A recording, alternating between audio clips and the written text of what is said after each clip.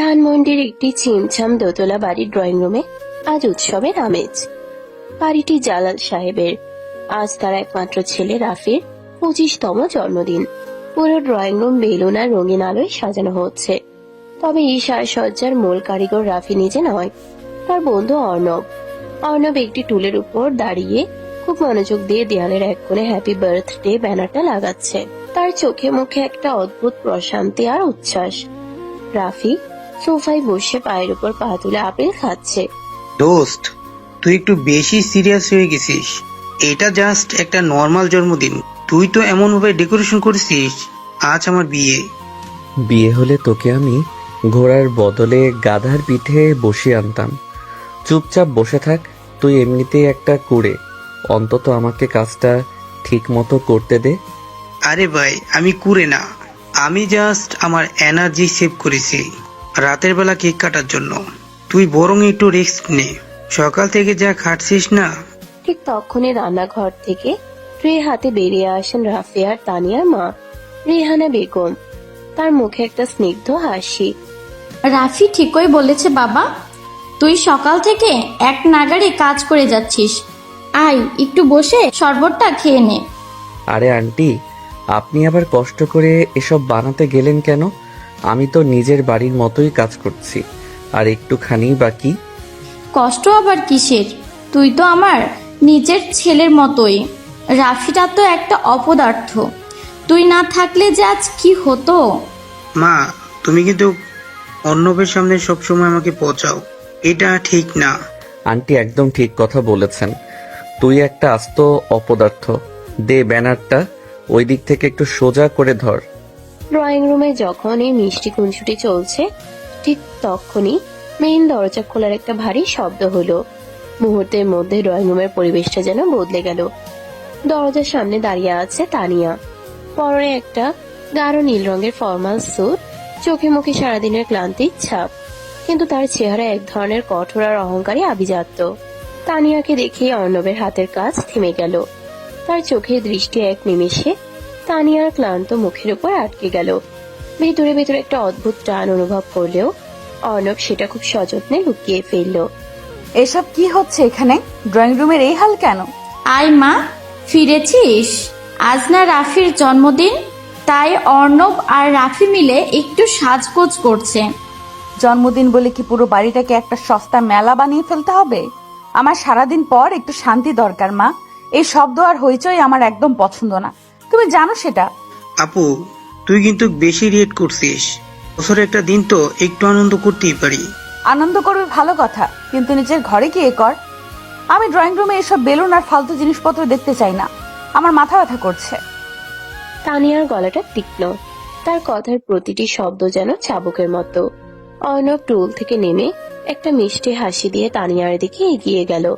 সে জানে তানিয়া কতটা ক্লান্ত, তাই তার রাগটা সে গায়ে মাখল না। তানিয়া আপু, আপনি আজ একটু বেশি টায়ার্ড মনে হচ্ছে। আপনি ফ্রেশ হয়ে নিন, আমি আপনার জন্য একটা কড়া করে ব্ল্যাক কফি বানিয়ে আনছি। মাথা ব্যথা একদম ম্যাজিকের মতো গায়েব হয়ে যাবে। তানিয়া অর্ণবের দিকে এমন ভাবে তাকালো যেন কোনো তুচ্ছ পোকামাকড় দেখছে। তার চোখের সেই তাচ্ছিল্য অর্ণবের বুকের ভেতরটা একটু হলেও কাঁপিয়ে দিল। আমার মাথা ব্যথা কিভাবে ম্যাজিকের মতো গায়েব হবে সেটা আমাকে তোমার শেখাতে হবে না অর্ণব। তুমি রাফির বন্ধু, ওর সাথেই থাকো, আমার ব্যাপারে নাক গলাতে আসবে না। আমি নাক গলাতে আসিনি আপু, জাস্ট বলছিলাম আর কি। তোমার এই জাস্ট বলাটা আমার একদম সহ্য হয় না। তুমি একটা বাচ্চা ছেলে, বাচ্চা ছেলেদের মতো নিজের লিমিটে থাকতে শেখো। আমার কফি আমাকে আমার কাজের মেয়ে বানিয়ে দেবে। তানিয়া, তুই অর্ণবের সাথে এভাবে কথা বলছিস কেন? ছেলেটা তো ভালো মনেই। মা প্লিজ, আমি আর লেকচার শুনতে চাচ্ছি না। ওকে বলো ওর এই ওভার স্মার্টনেসটা যেন নিজের ক্যারিয়ারের দিকে ফোকাস করে। বেকার বসে বসে বন্ধুদের বাড়িতে ডেকোরেশন করলে ভবিষ্যৎ তৈরি হবে না। তানিয়ার কথাটা পুরো ড্রয়িং রুমে একটা ভারী নীরবতা তৈরি করলো। রাফি কিছু একটা বলতে গিয়েও থেমে গেল। অর্ণব মাথা নিচু করে হাসার চেষ্টা করলো, কিন্তু সেই হাসির আড়ালে লুকিয়ে থাকা অপমান আর কষ্টটা কেবল সে নিজেই অনুভব করলো। তানিয়া আর এক মুহূর্ত সেখানে না দাঁড়িয়ে নিজের ঘরের দিকে চলে গেল। অর্ণব একটা দীর্ঘশ্বাস ফেলে নিজের মনেই বিড়বিড় করলো। আমি তো শুধু আপনার ক্লান্তিটা দূর করতে চেয়েছিলাম তানিয়া আপু। এত রাগ কেন আপনার? দোস্ত, তুই আপুর কথায় কিছু মনে করিস না। তুই তো জানিস ও অফিস থেকে ফিরলে সবসময় ওর মেজাজ খিটখিটে থাকে। আরে না, আমি কিছু মনে করিনি। আপু তো ঠিকই বলেছে। আমি তো তোর থেকে কয়েক মাসের ছোট, সে হিসেবে আমি তো বাচ্চাই। চল বাকি কাজটা শেষ করি। সন্ধ্যা ঘনিয়ে এসেছে। রাফির জন্মদিনের কেক কাটা হবে রাত 8টায়। এর মধ্যেই ড্রয়িং রুমে হাজির হয়েছেন ফিরোজা আন্টি। ফিরোজা আন্টি পাড়ার নামকরা ঘটক। তার সাথে এসেছেন এক বয়স্ক ভদ্রমহিলা, সম্ভবত কোনো পাত্রের মা। রিহানা বেগম ড্রয়িং রুমে তাদের বসিয়ে বেশ অস্বস্তিতে আছেন। তানিয়া এখনো তার ঘরে ঘুমোচ্ছে। অর্ণব রান্নাঘর থেকে ট্রেতে করে চা আর স্ন্যাক্স নিয়ে ড্রয়িং রুমে এলো। রিহানা ভাবি, আমি তো আপনাকে আগেই বলেছিলাম ছেলে আমার নিজের ভাইয়ের পরিচিত, আমেরিকায় থাকে, বিরাট ইঞ্জিনিয়ার। তানিয়া মায়ের জন্য এর চেয়ে ভালো পাত্র আর হয় না। তা তো বুঝলাম ভাবি, কিন্তু তানিয়া তো এখন বিয়ের ব্যাপারে একদমই কথা বলতে চায় না। ওর তো কাজের খুব চাপ। কাজের চাপ তো বিয়ের পরও থাকবে। মেয়েদের তো একটা সংসার দরকার, তাই না? আপনারা মেয়েকে একটু বুঝিয়ে বলবেন। আমরা আজ শুধু মেয়েটাকে একটু দেখে যাই। অর্ণব চা দিতে দিতে কথাগুলো শুনছিল। তার বুকের ভেতরটা ধক করে উঠল। সে জানে তানিয়া কতটা স্বাধীন চেতা, এবং সে তার অতীত ট্রমার কারণে বিয়ের শব্দটাকে কতটা ঘৃণা করে। এই মুহূর্তে যদি তানিয়া নিচে এসে এদের দেখে, তবে সে শুধু পাত্র পক্ষকে নয়, রিহানা বেগমকেও চরম অপমান করবে। অর্ণব দ্রুত একটা সিদ্ধান্ত নিল। সে চা দিয়ে রান্নাঘরে রাফির কাছে ফিরে গেল। রাফি, একটা বিশাল ঝামেলা হয়ে গেছে। কি ঝামেলা? কেকে ক্রিম গলে গেছে নাকি? কেকের ক্রিম না, তোর আপুর মাথা গলার জোগাড় হয়েছে। ফিরোজা আন্টি পাত্রপক্ষ নিয়ে হাজির। হোয়াট? সর্বনাশ! ও যদি একবার জানতে পারে, আমার জন্মদিন তো দূর, আজ আমার মৃত্যুদিন পালন করতে হবে। তোর আপুকে জানতে দেওয়া যাবে না, তার আগে এদের বিদায় করতে হবে। তুই শুধু আমার সাথে একটু তাল মেলা। অর্ণব আর রাফি ড্রয়িং রুমে ফিরে এলো। অর্ণব খুব স্বাভাবিকভাবে পাত্রের মায়ের পাশে সোফাটায় বসলো। তার মুখে একটা নিখুঁত অভিনয়ের ছাপ। আন্টি, আপনাদের চাটা ঠিক হয়েছে তো? চিনি ঠিক আছে? হ্যাঁ বাবা, চা খুব সুন্দর হয়েছে। তা তুমি কে? তানিয়ার ভাই? না আন্টি, আমি তানিয়া আপুর ভাইয়ের বন্ধু, তবে এই বাড়িরই ছেলের মতো। আপুর তো সব ব্যাপারে আমি থাকি। অর্ণব বাবা, তুমি তো জানোই তানিয়ার জন্য এই পাত্র কত ভালো। তুমি একটু তানিয়াকে বুঝিয়ে বলো না। আমি তো সবসময় বোঝাই আন্টি, কিন্তু আপুর যা শিডিউল। এই তো কালকে রাতে অফিস থেকে ফিরল রাত 2টায়। বেচারি আমেরিকান ক্লায়েন্টদের সাথে মিটিং করতে করতে নিজের শরীরের প্রতি তো কোনো খেয়ালই রাখে না। রাত 2টায় ফিরে? একা একা? একা কেন হবে আন্টি? আপুর তো নিজস্ব বডিগার্ড আছে। আপু তো আবার জুজুৎসু আর কারাতে চ্যাম্পিয়ন। আগের মাসে রাস্তায় একটা ছেলেকে একা হাতে এমন পিটিয়েছে যে ছেলেটার এখন আইসিইউতে চিকিৎসা চলছে। পাত্রের মায়ের চোখ বড় বড় হয়ে গেল। ফিরোজা আন্টিও বিষম খেলেন। রেহানা বেগম রান্নাঘরে থাকায় এই কথোপকথন শুনতে পারছিলেন না। রাফি হাসি আটকে রেখে খুব গম্ভীর ভাবে মাথা নাড়ল। ঠিক বলেছিস দোস্ত, আপুর ওই রাগের জন্যই তো আমরা কেউ ওর সামনে কথা বলার সাহস পাই না। তবে আন্টি, আপনাদের ছেলের কিন্তু সাহস আছে বলতে হবে। আপু গত মাসে স্পষ্ট বলে দিয়েছে যে ছেলে তাকে বিয়ে করবে, তাকে বিয়ের পর চাকরি ছেড়ে ঘরের কাজ করতে হবে। কারণ আপু তো আর সংসার সামলাতে পারবে না, ওর তো অনেক বড় ক্যারিয়ার। আপনাদের ছেলে কি রান্না বান্না পারে? কি বলছো এইসব বাবা? আমার ছেলে চাকরি ছেড়ে রান্না করবে? আমার ছেলে আমেরিকায় লাখ টাকা ইনকাম করে।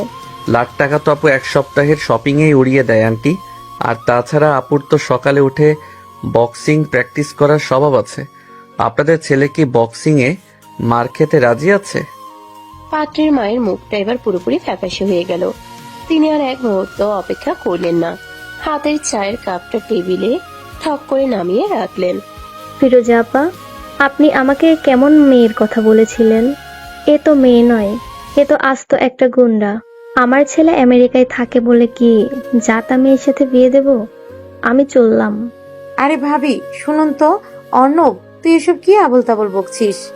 আমি তো সত্যি কথাই বললাম আন্টি। আপুর তো কোনো কিছুই লুকানো ঠিক না। পরে যদি আপনার ছেলে মায়ের খেয়ে আমেরিকা থেকে পালিয়ে আসে তখন তো আপনারই দোষ হবে। পাত্রের মা হন হন করে ড্রয়িং রুম থেকে বেরিয়ে গেলেন। ফিরোজা আন্টি ওর আগে গজগজ করতে করতে তার পিছু নিলেন। অর্ণব আর রাফি স্বস্তির নিঃশ্বাস ফেলে একে অপরের দিকে তাকিয়ে হাই ফাইভ করলো, কিন্তু তাদের এই স্বস্তি বেশিক্ষণ স্থায়ী হলো না। ঠিক তখনই সিঁড়ির উপর থেকে একটা তীক্ষ্ণ বরফ শীতল কণ্ঠস্বর ভেসে এলো। তোমাদের নাটক শেষ হলো? অর্ণব চমকে উপরে তাকালো। সিঁড়ির মাঝখানে ধাপে দাঁড়িয়ে আছে তানিয়া। তার চোখ দুটো রাগে জ্বলছে। সে উপর থেকে পুরো ঘটনাটা শুনেছে। তানিয়া ধীর পায়ে সিঁড়ি ভেঙে নিচে নেমে এলো। তার হাঁটার ভঙ্গিতে একটা ভয়ঙ্কর নীরবতা, যা ঝড়ের পূর্বাভাস দিচ্ছে। তুই মানে আমরা তো। তুই চুপ কর রাফি, তুই একটা কথাও বলবি না। তানিয়া অর্ণবের ঠিক সামনে এসে দাঁড়ালো। তাদের দুজনের মাঝে মাত্র কয়েক ইঞ্চি দূরত্ব। তানিয়ার চোখে তখন রাগের আগুন, আর অর্ণবের চোখে একটা অদ্ভুত অসহায়ত্ব। তুমি নিজেকে কি ভাবো অর্ণব? তুমি কি ভেবেছো তুমি খুব হিরোগিরি করেছো? আপু আমি তো জাস্ট শাট আপ। আমি তোমাকে কথা বলতে বলিনি। তুমি কোন সাহসে আমার ব্যক্তিগত ব্যাপারে নাক গলালে? কে অধিকার দিয়েছে তোমাকে এসব করার? আপু আপনি তো বিয়ে করতে চান না, আর আন্টি আপনাকে জোর করত। আমি শুধু পরিস্থিতিটা সামাল দিতে চেয়েছিলাম। পরিস্থিতি সামাল দেওয়ার তুমি কে? তুমি কি আমার গার্জিয়ান? তুমি কি আমার বাবা নাকি অন্য কেউ? আমি আপনার কেউ না আপু, কিন্তু আপনার কষ্টটা তো আমি বুঝি। আপনি ওদের সামনে এলে আবার পুরনো কথা উঠতো, আপনার মন খারাপ হতো। আমার মন খারাপ হলে সেটা আমার ব্যাপার। আমি কিভাবে ডিল করব সেটা আমি জানি। আমি তানিয়া, আমি কারোর দয়ায় বাঁচি না। আর তোমার মতো একটা বাচ্চার দয়া তো আমার একদমই প্রয়োজন নেই। তানিয়ার প্রতিটি কথা অর্ণবের বুকে তীরের মতো বিচ্ছিল, কিন্তু অর্ণব কোনো প্রতিবাদ করলো না। সে খুব ধীর গলায় আবেগ লুকিয়ে কথা বলল। আমি আপনাকে দয়া করতে যাব কেন আপু? আমি তো শুধু আপনার সম্মানটা বাঁচাতে চেয়েছিলাম। ওই লোকগুলো আপনাকে জাজ করত, আমি সেটা হতে দিতে চাইনি। আমার সম্মান বাঁচানোর ঠেকা তোমাকে কে দিয়েছে? তুমি জানো তুমি আজ কি করেছো? তুমি প্রমাণ করে দিয়েছো যে তুমি সত্যি একটা অপরিণত ইম্যাচিউর ছেলে, যার নিজের জীবনের কোনো লক্ষ্য নেই। সে এসেছে অন্যের জীবন উদ্ধার করতে। আপু প্লিজ, অর্ণব তো তোর ভালোর জন্যই। তোর বন্ধুকে আজই এই মুহূর্ত থেকে আমার বাড়ির ত্রিসীমানায় যেন আমি না দেখি। ও আজ যে স্পর্ধা দেখিয়েছে তার জন্য আমি ওকে একটা চড়ও মারতে পারতাম, কিন্তু ওর ওই নোংরা মানসিকতার গায়ে হাত তুলতেও আমার ঘেন্না লাগছে। অর্ণবের সারা শরীর অবশ হয়ে এলো। নোংরা মানসিকতা আর ঘেন্না শব্দ দুটো তার কানেও আসতে লাগলো। সে তানিয়াকে ছোটবেলা থেকে ভালোবাসে, দূর থেকে তার ছায়ার মতো খেয়াল রাখে। সেই তানিয়া আজ তাকে এত বড় অপমান করলো। অর্ণব মাথাটা নিচু করে ফেললো। তার চোখ দুটো একটু ছলছল করে উঠলো। সে দাঁতে দাঁত চেপে সবটা সামলে নিল। আপনার আর ঘেন্না করতে হবে না আপু, আমি চলে যাচ্ছি। Get out of my house right now. Arnab আর একটা কথাও বললো না। সে রাফির দিকে একবার তাকিয়ে ম্লান হাসলো। তারপর ধীরে ধীরে ড্রয়িং রুমের দরজা দিয়ে বাইরে বেরিয়ে গেল। বাইরের ঘুটঘুটে অন্ধকারে অর্ণবের ছায়াটা মিলিয়ে গেল। তানিয়া একা ড্রয়িং রুমে দাঁড়িয়ে রইল। তার বুকটা ধুকপুক করছে। সে অর্ণবকে অপমান করেছে, নিজের ইগো বজায় রেখেছে। কিন্তু অর্ণব যখন মাথা নিচু করে বেরিয়ে যাচ্ছিল, তখন তার চোখের ওই নীরব কষ্টটা তানিয়ার বুকের ভেতর একটা অদ্ভুত অচেনা শূন্যতা তৈরি করে দিল। তানিয়া নিজের হাতের মুঠো শক্ত করে চোখ বন্ধ করলো। সে কোনোভাবেই একজন পুরুষকে তার জীবনের আধিপত্য বিস্তার করতে দেবে না, তা সে যত ভালো উদ্দেশ্যই আসুক না কেন। কিন্তু অর্ণবের ওই ম্লান হাসিটা আজ রাতের জন্য হলেও তানিয়ার ঘুম কেড়ে নেওয়ার জন্য যথেষ্ট ছিল। সেই রাতের পর কেটে গেছে পুরো এক সপ্তাহ। অর্ণব আর তানিয়াদের বাড়িতে যায়নি। রাফি অনেকবার ডেকেছে, কিন্তু অর্ণব কোনো না কোনো কাজের অজুহাত দিয়ে এড়িয়ে গেছে। আজ শুক্রবার ঢাকার কোলাহল থেকে দূরে গাজীপুরের একটি সুন্দর রিসোর্টে জালাল সাহেব এবং আনোয়ার সাহেবের পরিবার মিলে পিকনিকে এসেছে। বিশাল সবুজ লন, পাশে একটা শান্ত লেক, আর চারদিকে সারি সারি গাছপালা। সকাল 10টার দিকে দুই পরিবারের সবাই লনের উপর পাতা চেয়ারগুলোতে বসে আড্ডা দিচ্ছে। অর্ণব রাফির সাথে মিলে গাড়ি থেকে জিনিসপত্র নামানো তদারকি করছে। তানিয়া সবার থেকে একটু দূরে একটা গাছের ছায়ায় বসে ল্যাপটপে কাজ করছে। তার পরনে একটা হালকা রঙের সুতির শাড়ি, চোখে রোদ চশমা। আনোয়ার ভাই, আপনার ছেলেটা কিন্তু একদম সোনার টুকরো। এই যে সকাল থেকে একা হাতে সব ম্যানেজ করেছে। আমাদের রাফিটা তো একটা গাধা। আরে ভাবি, ছেলে তো আপনাদেরও। অর্ণব তো সারাদিন আপনাদের ওখানে পড়ে থাকে, তবে গত কয়েকদিন ধরে দেখছি ওর মনটা কেমন যেন একটু খারাপ। হ্যাঁ ভাবি, ছেলেটা ঠিক মতো খাচ্ছেও না। আমি জিজ্ঞেস করলাম, বলল নাকি কাজের খুব চাপ। কাজের চাপ তো থাকবেই, তবে আজ পিকনিক এসেছি, আজ আর কোনো কাজ নেই। রাফি, এই রাফি, রবনীকে বল এসে বসতে। আর কত দৌড়াদৌড়ি করবে? বাবা আমি তো বলছি, কিন্তু ও শুনে না। দোস্ত আয় না একবার, তখন আর ওই কুলির মতো বেগ টানবি। আরে দাঁড়া না, আন্টিদের জন্য ফলগুলো একটু কেটে টেবিলে দিয়ে আসি। তুই বরং রোদসীকে দেখ, ও আবার লেকের পানিতে নেমে যায় কিনা। আমি কোনো ছোট বাচ্চা নাকি যে পানিতে পড়ে যাব? ভাইয়া, তুমি কিন্তু আমাকে সব সময় আন্ডার এস্টিমেট করো। তুই তো একটা আস্ত পিচ্ছি, যা রাফি ভাইয়ার সাথে গিয়ে ব্যাডমিন্টন খেল। অর্ণব ফলের প্লেট হাতে নিয়ে বড়দের টেবিলের দিকে এগোতে লাগলো। যাওয়ার পথে তার চোখ গেল তানিয়ার দিকে। তানিয়া ল্যাপটপ থেকে চোখ সরিয়ে এক পলক অর্ণবের দিকে তাকিয়েছিল, কিন্তু অর্ণব তাকানোর সাথে সাথেই সে আবার ল্যাপটপে চোখ নামিয়ে নিল। অর্ণব একটা দীর্ঘশ্বাস ফেলে টেবিলের দিকে চলে গেল। তানিয়া ওই এক পলকের চাহনিতেই কোনো রাগ ছিল না, ছিল এক অদ্ভুত অস্বস্তি। ঠিক এমন সময় রিসোর্টের গেট দিয়ে হইচই করতে করতে প্রবেশ করলো সুমি। সুমি তানিয়ার খালাতো বোন, অত্যন্ত চটপটে, আধুনিক এবং একটু বেশি কথা বলে। সারপ্রাইজ, আমি এসে গেছি। Hello everyone. আরে সুমি, তুই তো বললি তোর ভার্সিটিতে কি সব কাজ আছে, আসতে পারবি না?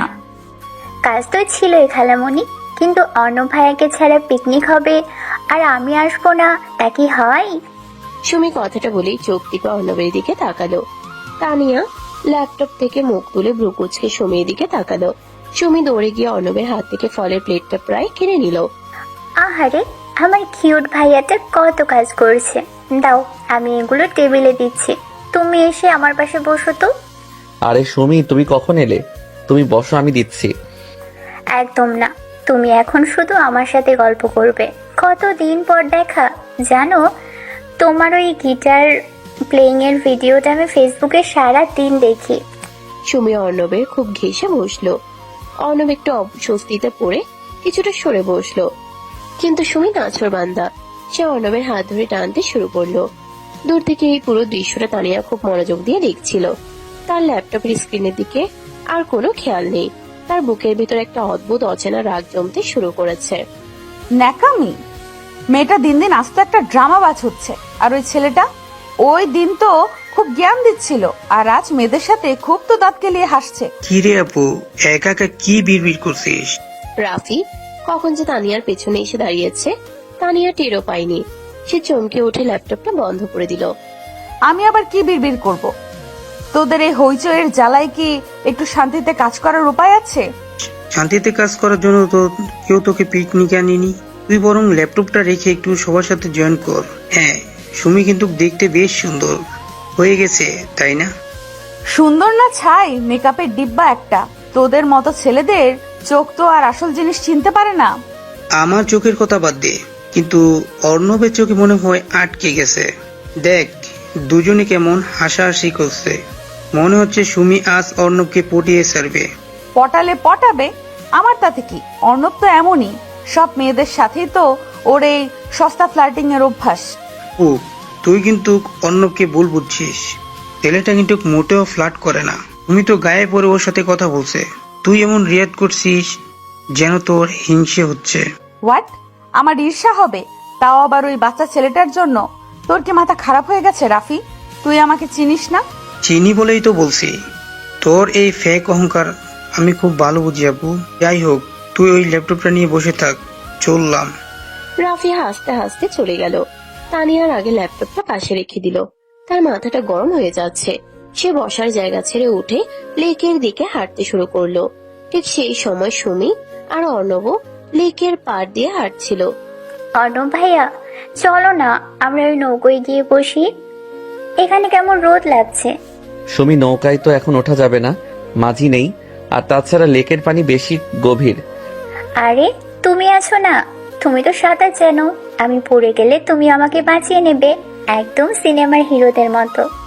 সুমি হাসতে হাসতে অর্ণবের কাঁধে মাথা রাখার চেষ্টা করলো, অর্ণব খুব সাবলীলভাবে একটু পিছিয়ে গেল। ঠিক সেই মুহূর্তেই তানিয়া তাদের ঠিক সামনে এসে দাঁড়ালো। তানিয়ার চোখ দিয়ে যেন আগুন ঝরছে। এখানে কি সিনেমার শুটিং চলছে সুমি? এত আদিক্ষেতা কিসের? আরে তানিয়া আপু, তুমি এখানে? আমরা তো জাস্ট লেকটা দেখছিলাম। লেক দেখার তো অনেক জায়গা আছে, গায়ের উপর পরে লেক দেখার তো কোনো মানেই হয় না। তুই বড় হচ্ছিস সুমি, একটু ম্যানার্স শেখ। ম্যানার্স? আমি কি করলাম আপু? আমি তো অর্ণব ভাইয়ের সাথে জাস্ট গল্প করছিলাম। তুমি এত রেগে যাচ্ছ কেন? তোমার কি অর্ণব ভাইয়াকে নিয়ে কোনো প্রবলেম আছে? আমার কেন প্রবলেম থাকতে যাবে? আমার তো সময় নেই এসব ফালতু বিষয় নিয়ে ভাবার।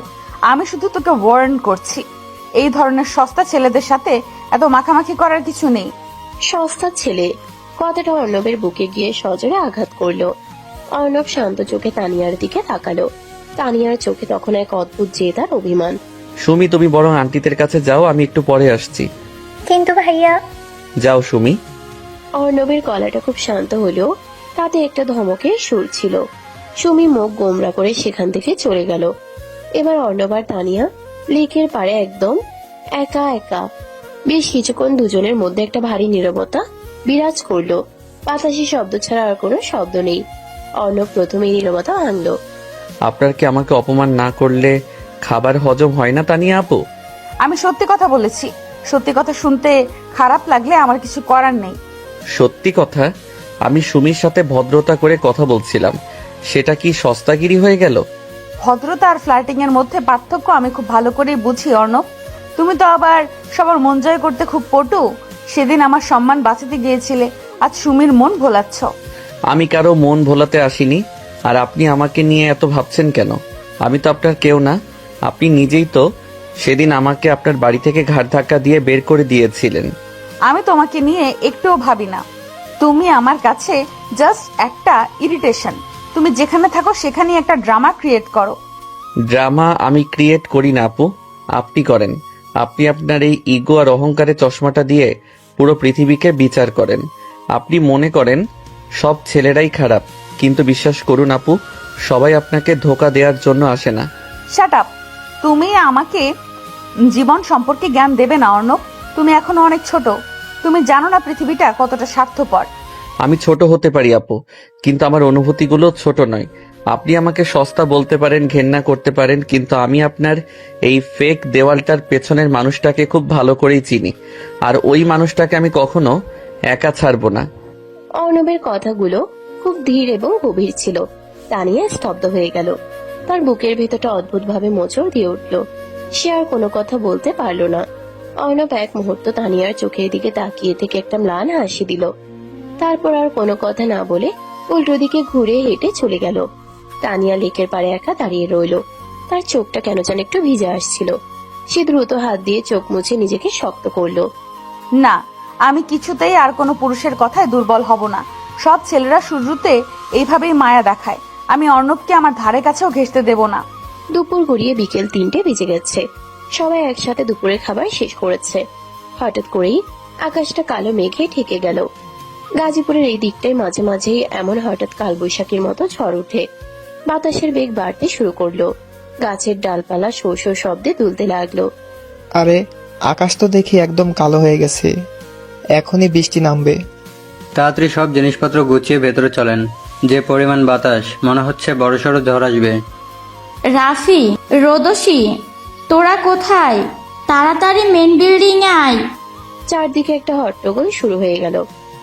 সবাই জিনিসপত্র নিয়ে রিসোর্টের মেইন বিল্ডিং এর দিকে দৌড়াতে শুরু করলো। হঠাৎ করে বিশাল বড় বড় ফোঁটায় বৃষ্টি নামতে শুরু করলো।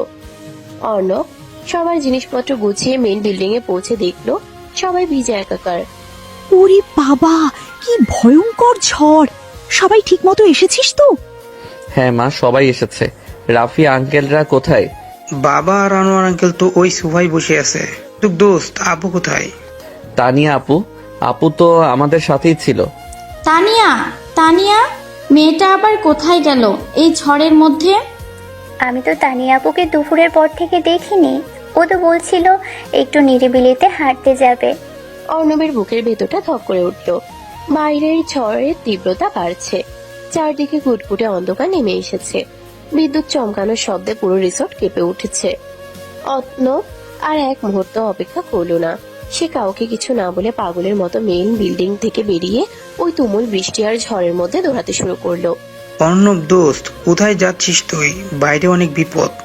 অর্ণব রাফির কোনো কথা শুনলো না। সে জানে তানিয়া অন্ধকারকে প্রচন্ড ভয় পায়। অতীতের সেই ট্রমাটিক ঘটনার পর থেকে বদ্ধ জয়কা আর অন্ধকার তানিয়ার জন্য মৃত্যু সমান। অর্ণব লেকের পার, বাগান সব জায়গায় পাগলের মতো খুঁজতে লাগলো। অন্যদিকে রিসোর্টের একদম শেষ মাথায় জঙ্গলের কাছাকাছি একটা পুরনো পরিত্যক্ত রেস্ট হাউস আছে। তানিয়া দুপুরের পর একটু একা থাকার জন্য এই দিকটা এসেছিল। ঝড় শুরু হতেই সে ওই পুরনো ঘরটার বারান্দায় আশ্রয় নিয়েছিল, কিন্তু হঠাৎ একটা দমকা হাওয়ায় ঘরটার ভারী কাঠের দরজাটা সজোরে বন্ধ হয়ে যায় এবং তানিয়া ভিতরে আটকা পড়ে। কেউ আছেন? প্লিজ দরজাটা খুলুন, এটা জ্যাম হয়ে গেছে। ঘরের ভিতরটা ঘুটঘুটে অন্ধকার, কোনো জানালা নেই। বাইরে মেঘ ডাকার বিকট শব্দ। তানিয়ার বুকের ভেতরটা কাঁপতে শুরু করলো। তার শ্বাস নিতে কষ্ট হচ্ছে। পুরনো একটা ভয়ঙ্কর স্মৃতি তার মাথায় ভিড়ে করে এলো। 5 বছর আগে ঠিক এভাবে একটা অন্ধকার ঘরে তাকে আটকে রেখেছিল নাফিস, যেদিন তার সব বিশ্বাস ভেঙে চুরমার হয়ে গিয়েছিল। না না, আমি এখানে থাকতে পারবো না, আমার দম বন্ধ হয়ে আসছে, কেউ আমাকে বাঁচাও। তানিয়া ফ্লোরে বসে পড়লো। তার পুরো শরীর থরথর করে কাঁপছে। সে হাঁটুতে মুখ গুজে ফুপিয়ে কাঁদতে শুরু করলো। তার সেই অহংকারী শক্ত খোলসটা এই অন্ধকারে পুরোপুরি খসে পড়েছে। সে এখন শুধুই একটা ভীত অসহায় মেয়ে। রাফি মা, প্লিজ কেউ এসো। অর্ণব বৃষ্টিতে ভিজতে ভিজতে রিসোর্টের চারপাশ খুঁজছে।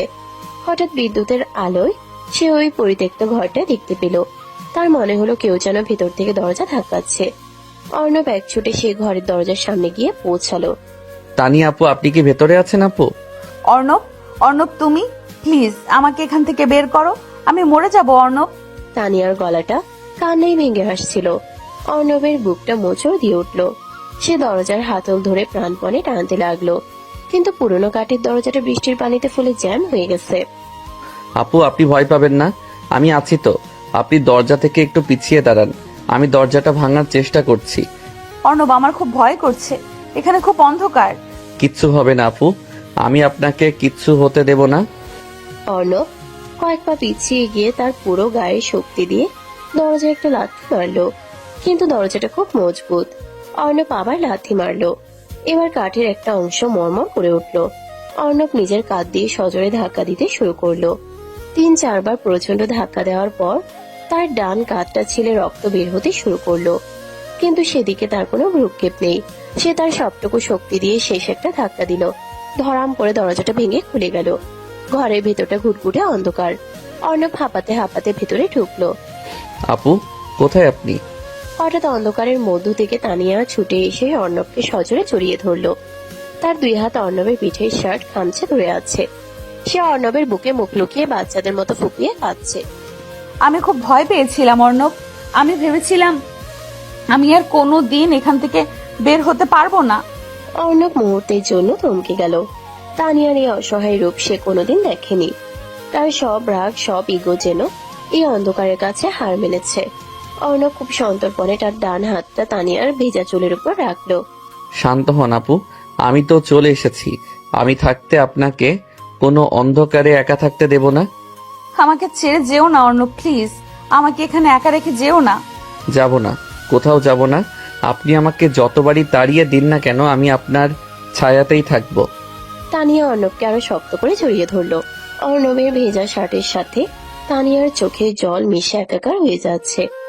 বাইরে তখনও প্রচন্ড ঝড় বইছে, মেঘ ডাকছে, কিন্তু এই পরিত্যক্ত অন্ধকার ঘরটার ভেতর আজ প্রথমবার তানিয়া তার জীবনের সবচেয়ে নিরাপদ আশ্রয়টা খুঁজে পেল।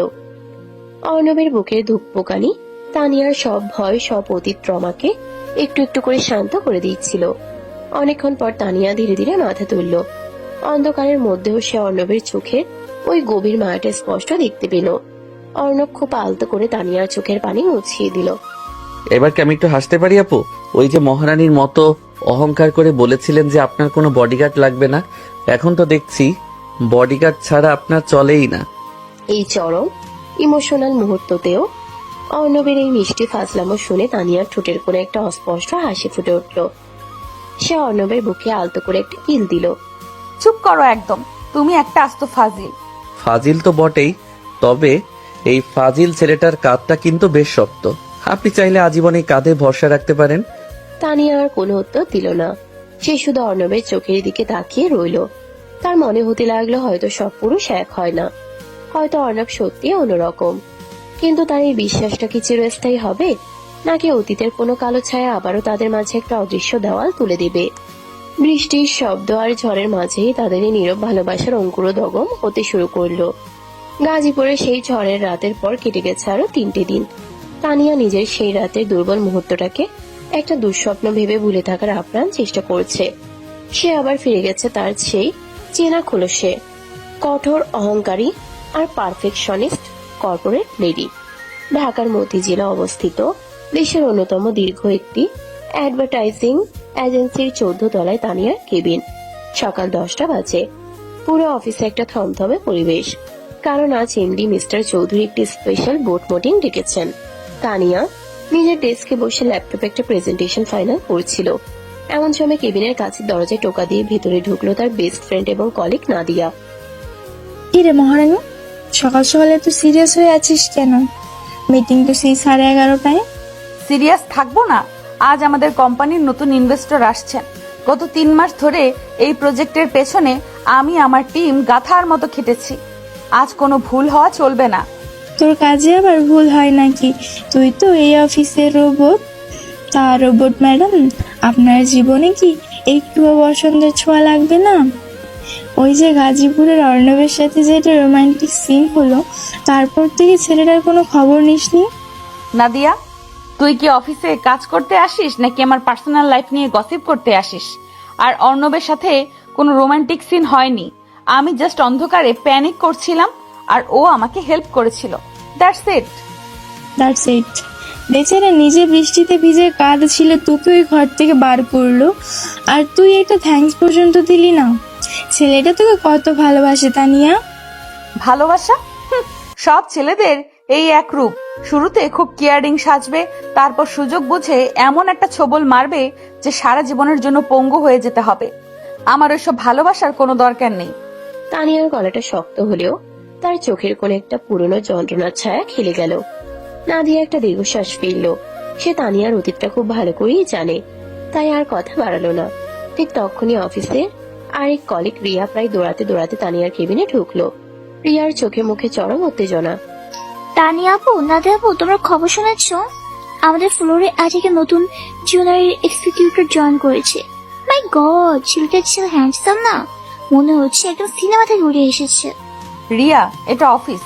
এখানে কে হ্যান্ডসাম আর কে সিনেমা থেকে উঠে এসেছে সেটা নিয়ে আলোচনা করার জায়গা এটা না। নিজের ডেস্কে গিয়ে কাজ করো। আরে আপু, তুমি তো ছেলেটাকে দেখোইনি। এমপি স্যার নিজে তাকে অ্যাপয়েন্টমেন্ট দিয়েছে। ছেলেটার নাম যেন কি? হ্যাঁ, অর্ণব হোসাইন। অর্ণব নামটা শোনা মাত্রই তানিয়ার হাত থেকে মাউসটা ফসকে গেল। সে ভ্রু কুঁচকে রিয়ার দিকে তাকালো।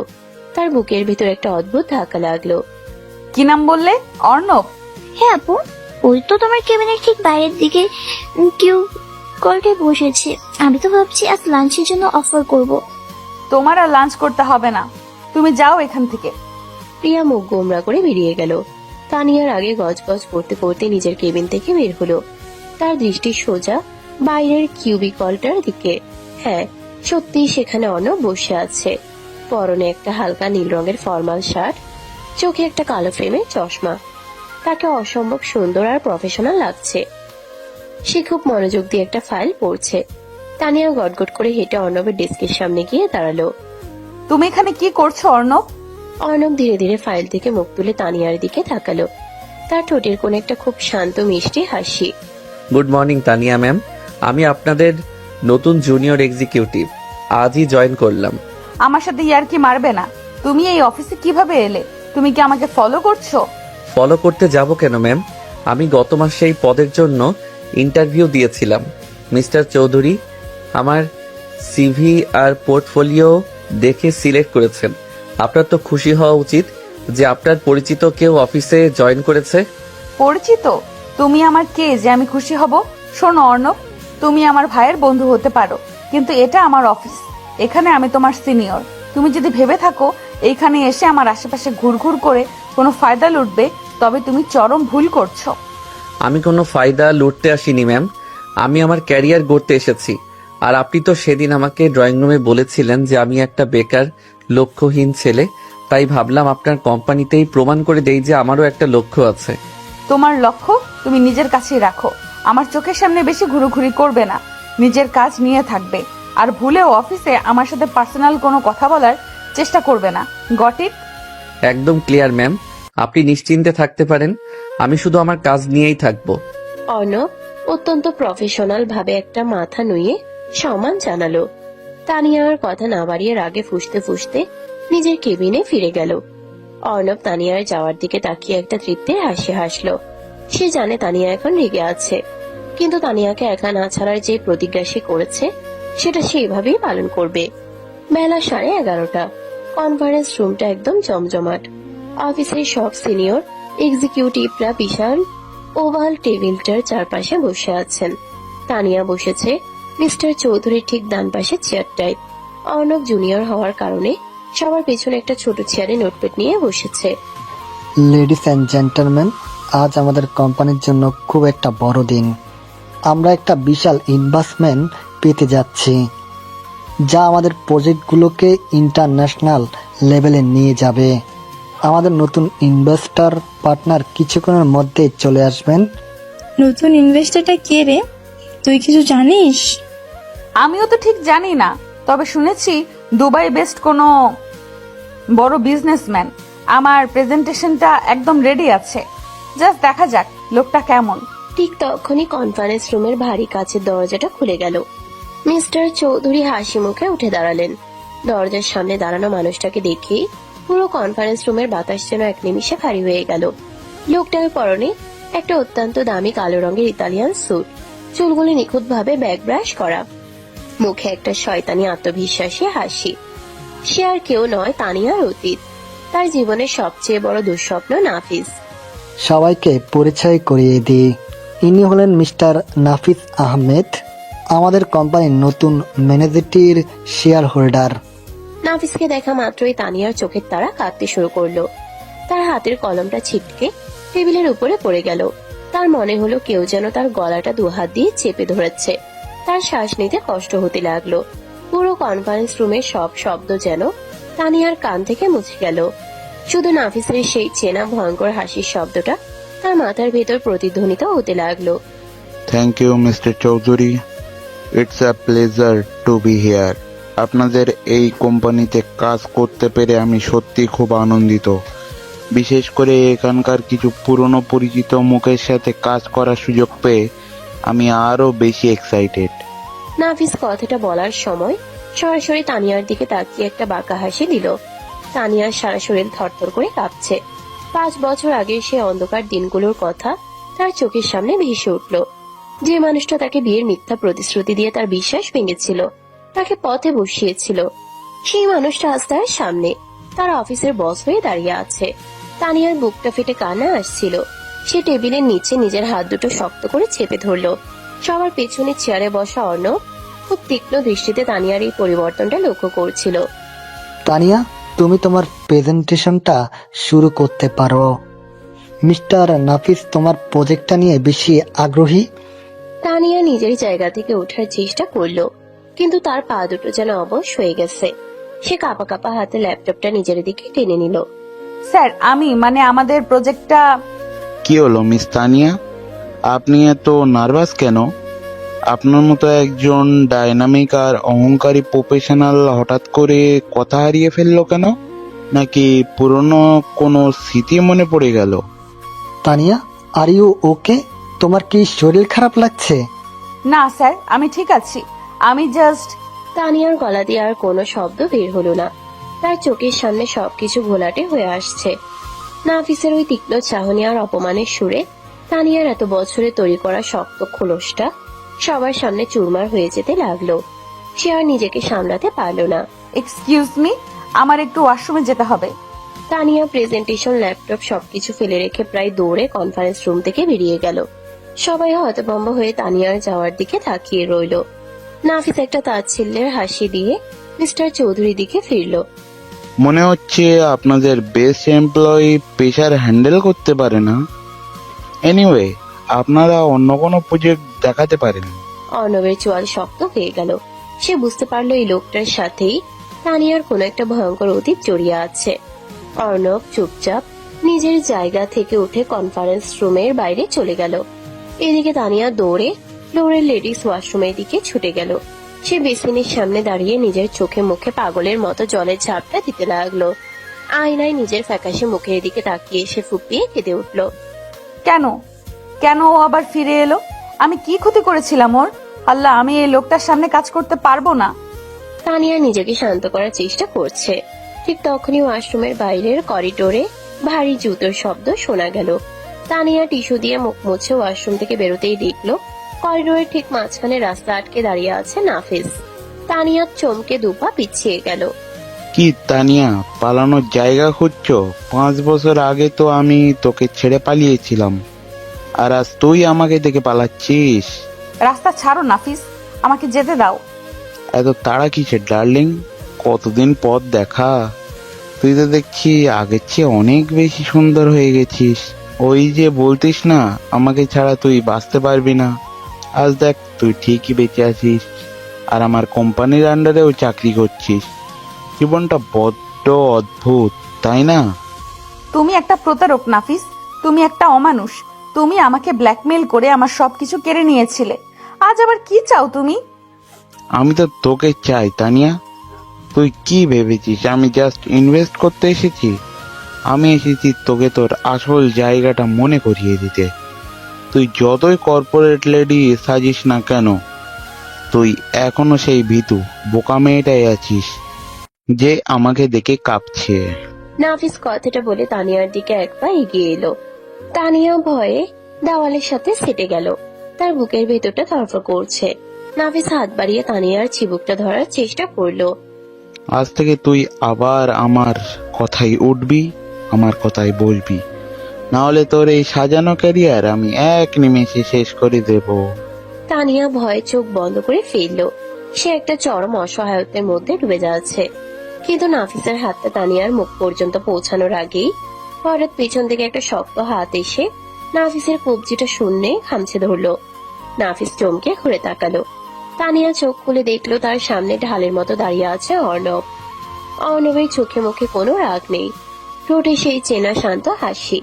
কিন্তু তার হাতটা যে নাফিসের কবজিটাকে লোহার সারাশির মতো চেপে ধরেছে তা নাফিসের কুচকে যাওয়া মুখ দেখেই বোঝা যাচ্ছে। মিস্টার ইনভেস্টর স্যার, অফিসের করিডোরে নারী এমপ্লয়ীদের সাথে পার্সোনাল স্পেস ক্রস করাটা কি আপনাদের কোম্পানির কালচার? আমাদের কোম্পানিতে কিন্তু এসব একদম টলারেট করা হয় না।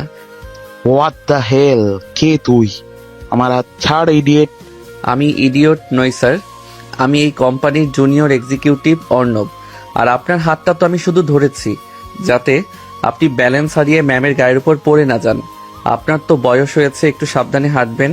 অর্ণব কথাটা অত্যন্ত মিষ্টি সুরে বললেও তার কবজির চাপটা এতটাই মারাত্মক ছিল যে নাফিস ব্যথায় কোকিয়ে উঠল। অর্ণব এক ঝটকায় নাফিসের হাতটা ছেড়ে দিল। নাফিস নিজের হাতটা ঘষতে ঘষতে রাগে ফেটে পড়ল। তোর এত বড় সাহস, তুই আমার গায়ে হাত দিস? তুই জানিস আমি কে? আমি আজই তোকে এই অফিস থেকে ঘাট ধাক্কা দিয়ে বের করব। আমাকে বের করার জন্য আপনাকে এতটা কষ্ট করতে হবে না স্যার। আমি এমডি স্যারকে বলে নিজেই রিজাইন দিয়ে দেব। কিন্তু আপনি যদি আরেকবার তানিয়া ম্যামের সাথে লিমিট ক্রস করার চেষ্টা করেন তাহলে আপনার ইনভেস্টমেন্টের টাকা দিয়ে আপনাকে হাসপাতালের বেড বুকিং করতে হবে। এটা একটা ফ্রি অ্যাডভাইস স্যার। অর্ণবের চোখের ওই ভয়ঙ্কর শীতলতা দেখে নাফিস এক মুহূর্তের জন্য থমকে গেল। সে বুঝতে পারলো এই ছেলেটার সাথে কথায় পেরে ওঠা যাবে না। আমি তোকে দেখে নেব, আর তানিয়া তুই রেডি থাকিস। তোর এই বডিগার্ড তোকে সবসময় বাঁচাতে পারবে না। নাফিস তর্জনী উঁচিয়ে হুমকি দিয়ে হনহন করে সেখান থেকে চলে গেল। করিডোরটা আবার শান্ত হয়ে গেল। তানিয়া তখনও দেওয়ালের সাথে হেলান দিয়ে কাঁপছে। তার চোখের জল আর বাত মানছে না। অর্ণব ধীর পায়ে তানিয়ার দিকে এগিয়ে এলো। সে নিজের পকেট থেকে একটা পরিষ্কার রুমাল বের করে তানিয়ার দিকে বাড়িয়ে দিল। আপু, রুমালটা নিন। আপনি কাঁপছেন। তুমি তুমি এখানে কেন এলে অর্ণব? ও খুব ভয়ঙ্কর মানুষ, ও তোমার অনেক বড় ক্ষতি করে দেবে। আমার ক্ষতি করা এত সহজ নয় আপু। আর আপনি থাকতে আমার আবার কিসের ভয়? আপনি তো আমার জুজুৎসু চ্যাম্পিয়ন বস, তাই না? তানিয়া অর্ণবের এই বিপদের মুখে দাঁড়িয়েও ফাজলামো করা দেখে কিছু বলতে পারলো না। তার কান্নাটা আরো বেড়ে গেল। সে রুমালটা না নিয়ে হঠাৎ করে অর্ণবের শার্টের হাতা শক্ত করে চেপে ধরলো। ও আমার সব শেষ করে দেবে অর্ণব। আমি ওর সামনে দাঁড়াতে পারি না, আমার খুব ভয় করে। আপনার আর কাউকে ভয় পাওয়ার দরকার নেই আপু। আপনি একা নন। এই অর্ণব যতদিন বেঁচে আছে পৃথিবীর কোনো নাফিস আপনার দিকে চোখ তুলেও তাকাতে পারবে না। এটা আমার অহংকার না, এটা আমার প্রমিস। অর্ণবের গলাটা খুব শান্ত, কিন্তু তাতে ছিল একটা পাহাড়ের মতো ভরসা। তানিয়া অর্ণবের চোখের দিকে তাকালো। সেই চোখে কোনো মিথ্যে নেই, কোনো স্বার্থ নেই। আছে শুধু তাকে আগলে রাখার একটা তীব্র আকাঙ্ক্ষা। আজ এই প্রথমবার তানিয়ার মনে হলো অর্ণব কোনো বাচ্চা ছেলে নয়। অর্ণব এমন একজন মানুষ যার ছায়ায় সে নিজের সব দুঃখ আর ভয়কে নিশ্চিন্তে ভুলতে পারে। করিডোরের ওই নীরবতায় তানিয়ার শক্ত ইগোর দেওয়ালটা আজ চিরতরে অর্ণবের ভালোবাসার কাছে ধসে পড়ল। গতকাল অফিসের করিডোরে ঘটে যাওয়া সেই শ্বাসরুদ্ধকর ঘটনার পর আজ সকালে রোদটা যেন একটু অন্যরকম। মতিঝিলের সেই নামকরা অ্যাডভার্টাইজিং এজেন্সির 14 তলায় আজ একটা অদ্ভুত নীরবতা। তানিয়া নিজের কেবিনে বসে আছে। তার চোখের সামনে ল্যাপটপের স্ক্রিন খোলা থাকলেও তার মনোযোগ সেখানে নেই। তার দৃষ্টি বারবার চলে যাচ্ছে কেবিনের কাছের দেওয়াল ভেদ করে বাইরের কিউবিকলে বসে থাকা অর্ণবের দিকে। ছেলেটা খুব মনোযোগ দিয়ে ফাইল টাইপ করছে। মাঝে মাঝে চশমাটা নাকের ডগায় নেমে এলে আঙ্গুল দিয়ে সেটা ঠিক করে নিচ্ছে। তানিয়ার বুকের ভিতর একটা অজানা শীতল হাওয়া বয়ে গেল। কাল যদি অর্ণব ঢাল হয়ে না দাঁড়াতো, তবে নাফিস হয়তো তাকে মানসিকভাবে পুরোপুরি ভেঙে চুরমার করে দিত। তানিয়ার সে কঠিন পাথর সম অহংকারের দেয়ালে আজ একটা স্পষ্ট ফাটল ধরেছে। ঠিক তখনই নাদিয়া কফির 2টো মগ হাতে নিয়ে কেবিনে ঢুকলো। কি ম্যাডাম, ল্যাপটপের দিকে তাকিয়ে কাজ করছিস নাকি কাজের ভেতর দিয়ে জুনিয়র এক্সিকিউটিভকে স্ক্যান করছিস? বাজে বকিস না নাদিয়া, আমি একটা ইমেল ড্রাফট করেছিলাম। তোর ইমেল ড্রাফট করা আমি খুব ভালো করে দেখছি। কালকের ঘটনার পর থেকে তো তুই তো ছেলেটার দিক থেকে চোখই সরাতে পারছিস না। স্বীকার করেন না তানিয়া, ছেলেটা সত্যি তোর জন্য একটা ব্লেসিং। নাফিসের মতো ওই শয়তানটার মুখের উপর যেভাবে জবাব দিল, আমি তো জাস্ট ফিদা হয়ে গেছি। আমি স্বীকার করছি নাদিয়া, কাল ও না থাকলে পরিস্থিতি খুব খারাপ হতো, কিন্তু তাই বলে আমি গলে যাইনি। ও তো বাচ্চা ছেলে, ইমোশনে এসে হয়তো হিরোগিরি দেখিয়েছে। ইমোশনটা কার জন্য রে? তোর জন্য তো। ছেলেটা চোখের দিকে তাকালেই বোঝা যায় ও তোকে কতটা রেসপেক্ট করে। তুই একটু নরম হ তানিয়া, জীবনটাকে তো আর অতীতের ট্রমা দিয়ে আটকে রাখা যায় না। তানিয়া কোনো উত্তর দিল না। সে ধীরে সুস্থে কফিতে চুমুক দিল। তার মনের ভিতর একটা প্রচন্ড অন্তর্দ্বন্দ্ব চলছে। সে কি পারবে আবার কাউকে বিশ্বাস করতে? ঠিক সেই মুহূর্তে অফিসের রিভলভিং ডোর ঠেলে ভেতরে প্রবেশ করলো সুমি। তার হাতে একটা টিফিন ক্যারিয়ার, পরনে একটা ঝলমলে সালোয়ার কামিজ। সুমি গটগট করে সোজা অর্ণবের ডেস্কের দিকে এগিয়ে গেল। তানিয়ার কেবিন থেকে দৃশ্যটা খুব পরিষ্কার দেখা যাচ্ছিল। তানিয়ার ভ্রু দুটো আপনা আপনি কুঁচকে গেল। মুখের ভেতর সেই চেনা ঈর্ষার আগুনটা আবার জ্বলে উঠল। সারপ্রাইজ! কেমন আছো অর্ণব ভাইয়া? আরে সুমি, তুমি এখানে অফিসে কি মনে করে? খালামণি কাল রাতে অনেক মজার স্পেশাল বিফ রান্না করেছিল। ভাবলাম তোমার আর তানিয়া আপুর জন্য একটু নিয়ে আসি। তুমি তো আবার খালামণির হাতের রান্না খুব পছন্দ করো। থ্যাংক ইউ সুমি, কিন্তু অফিসে তো এভাবে হুট করে আসাটা ঠিক না। তানিয়া আপু দেখলে আবার রাগ করবেন। তুমি বরং এটা ডেস্কে রেখে দাও, আমি লাঞ্চ ব্রেকে খেয়ে নেব। তানিয়া আপু তো কথায় কথায় রাগ, তুমি ওর কথা এত পাত্তা দাও কেন? তুমি নিজের কাজ করো, আমি বরং একটু বসি এখানে। সুমি অর্ণবের ডেস্কের পাশের একটা চেয়ার টেনে বসে পড়ল। ঠিক তখনই অফিসের HR হ্যাক এবং নাফিসের ডান হাত শফিক সেখানে উপস্থিত হলো। শফিকের মুখে একটা কুটিল হাসি।